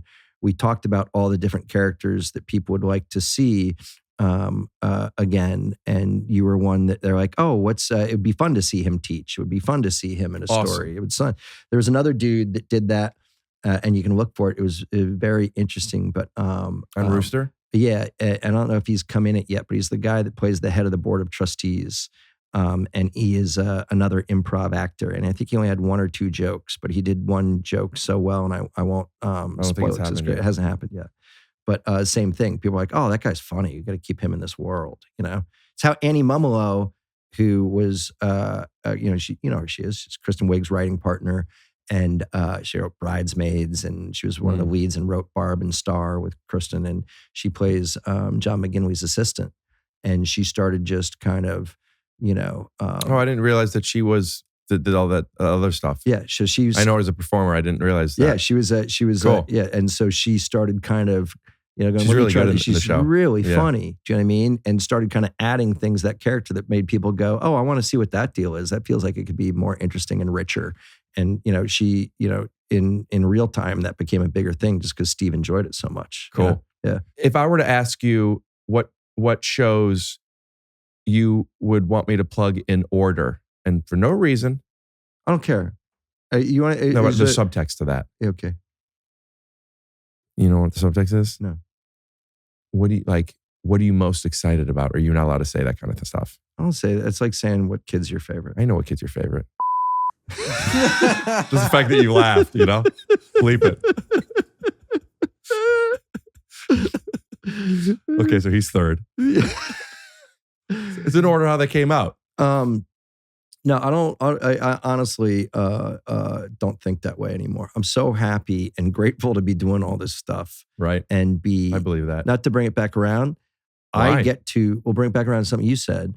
I get to work with people I would generally want to hang out with anyway. I'm doing Rooster with Matt Tarsus, who you know, and people like Zach, and to do, you know, Scrubs, to be with Sarah and Donald again, to bring the people I want to spend time with anyways back into my world and me back into theirs. It's such a gift. My wife said something that I have trouble with, which is when you get older, your world's supposed to get bigger and not smaller, you know, which is really hard because it's so easy to retreat.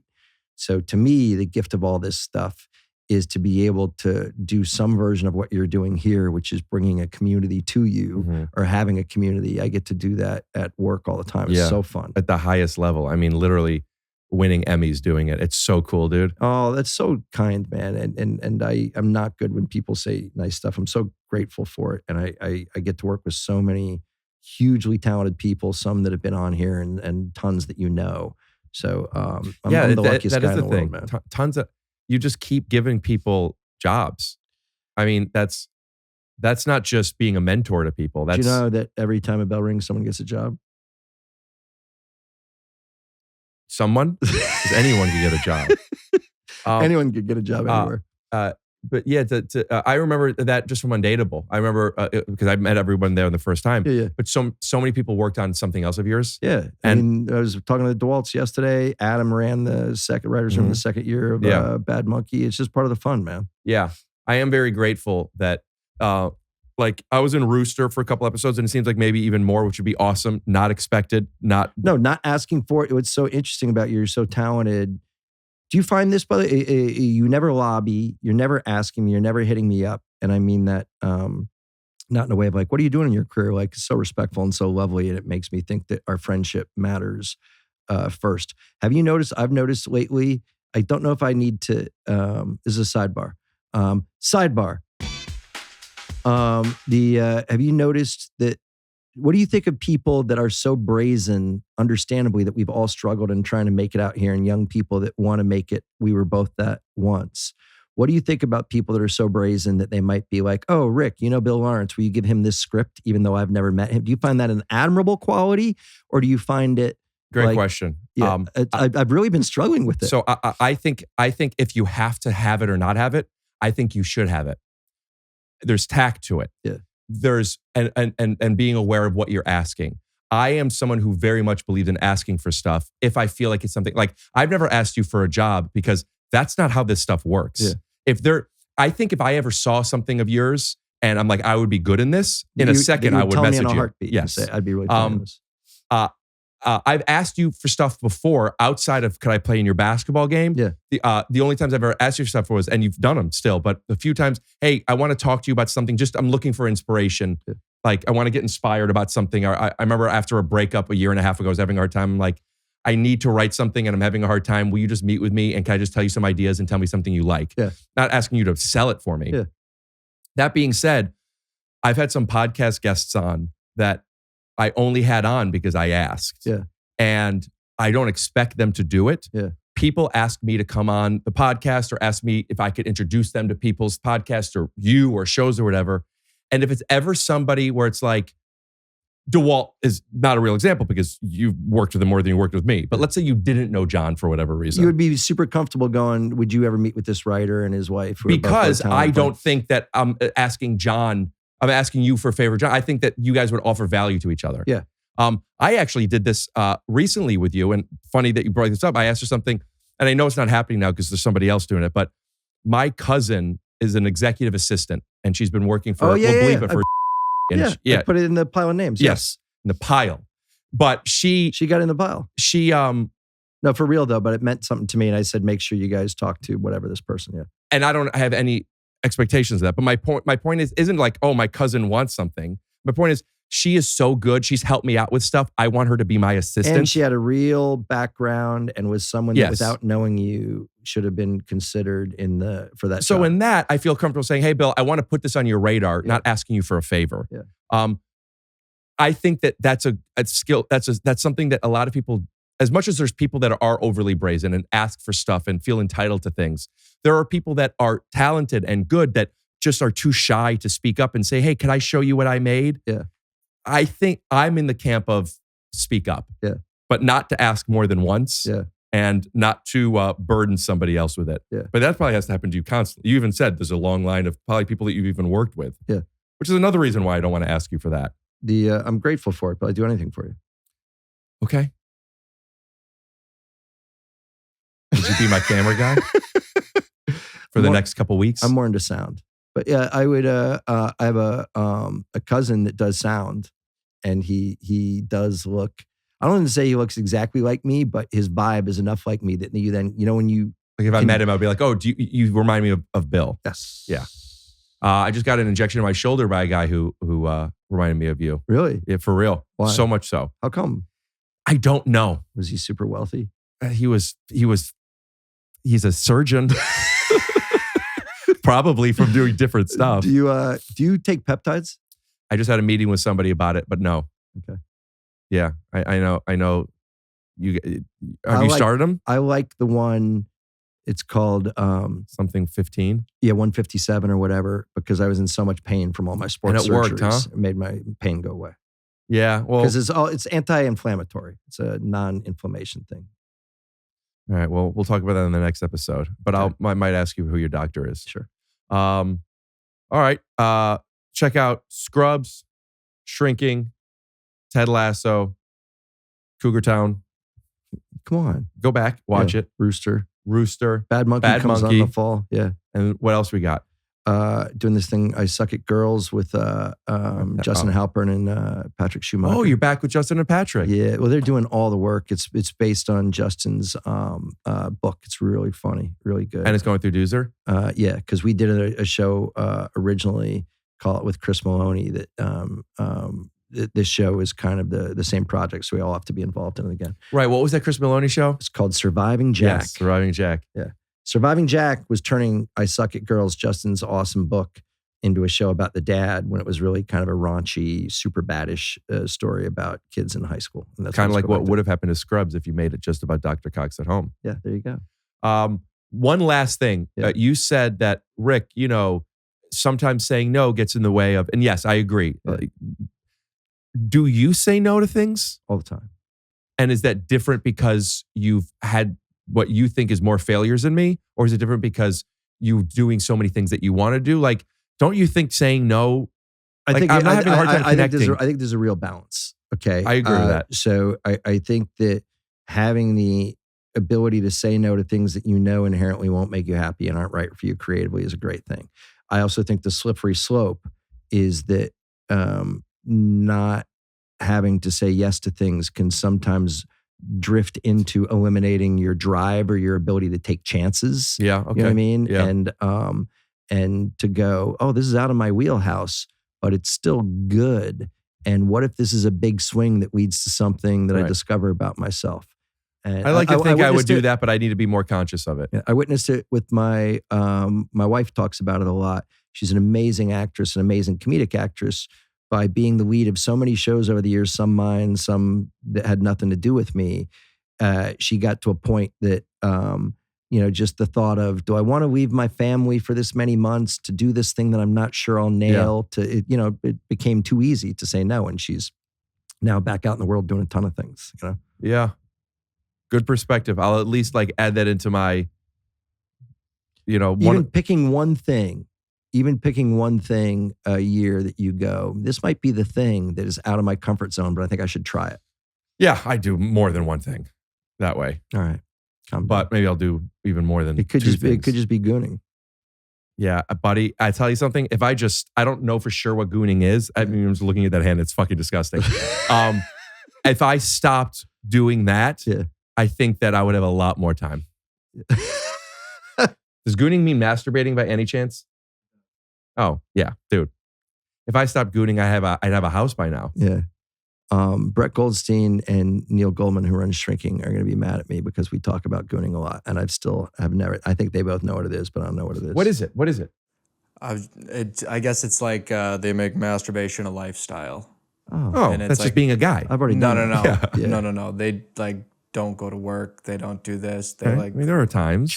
Check. They live in the basement. And that's all they do. I don't like basements. Mm-hmm. Yeah. Mm-hmm. So what's keeping us from being a gooning is being on the top floor. Yeah, and wanting to have a good light.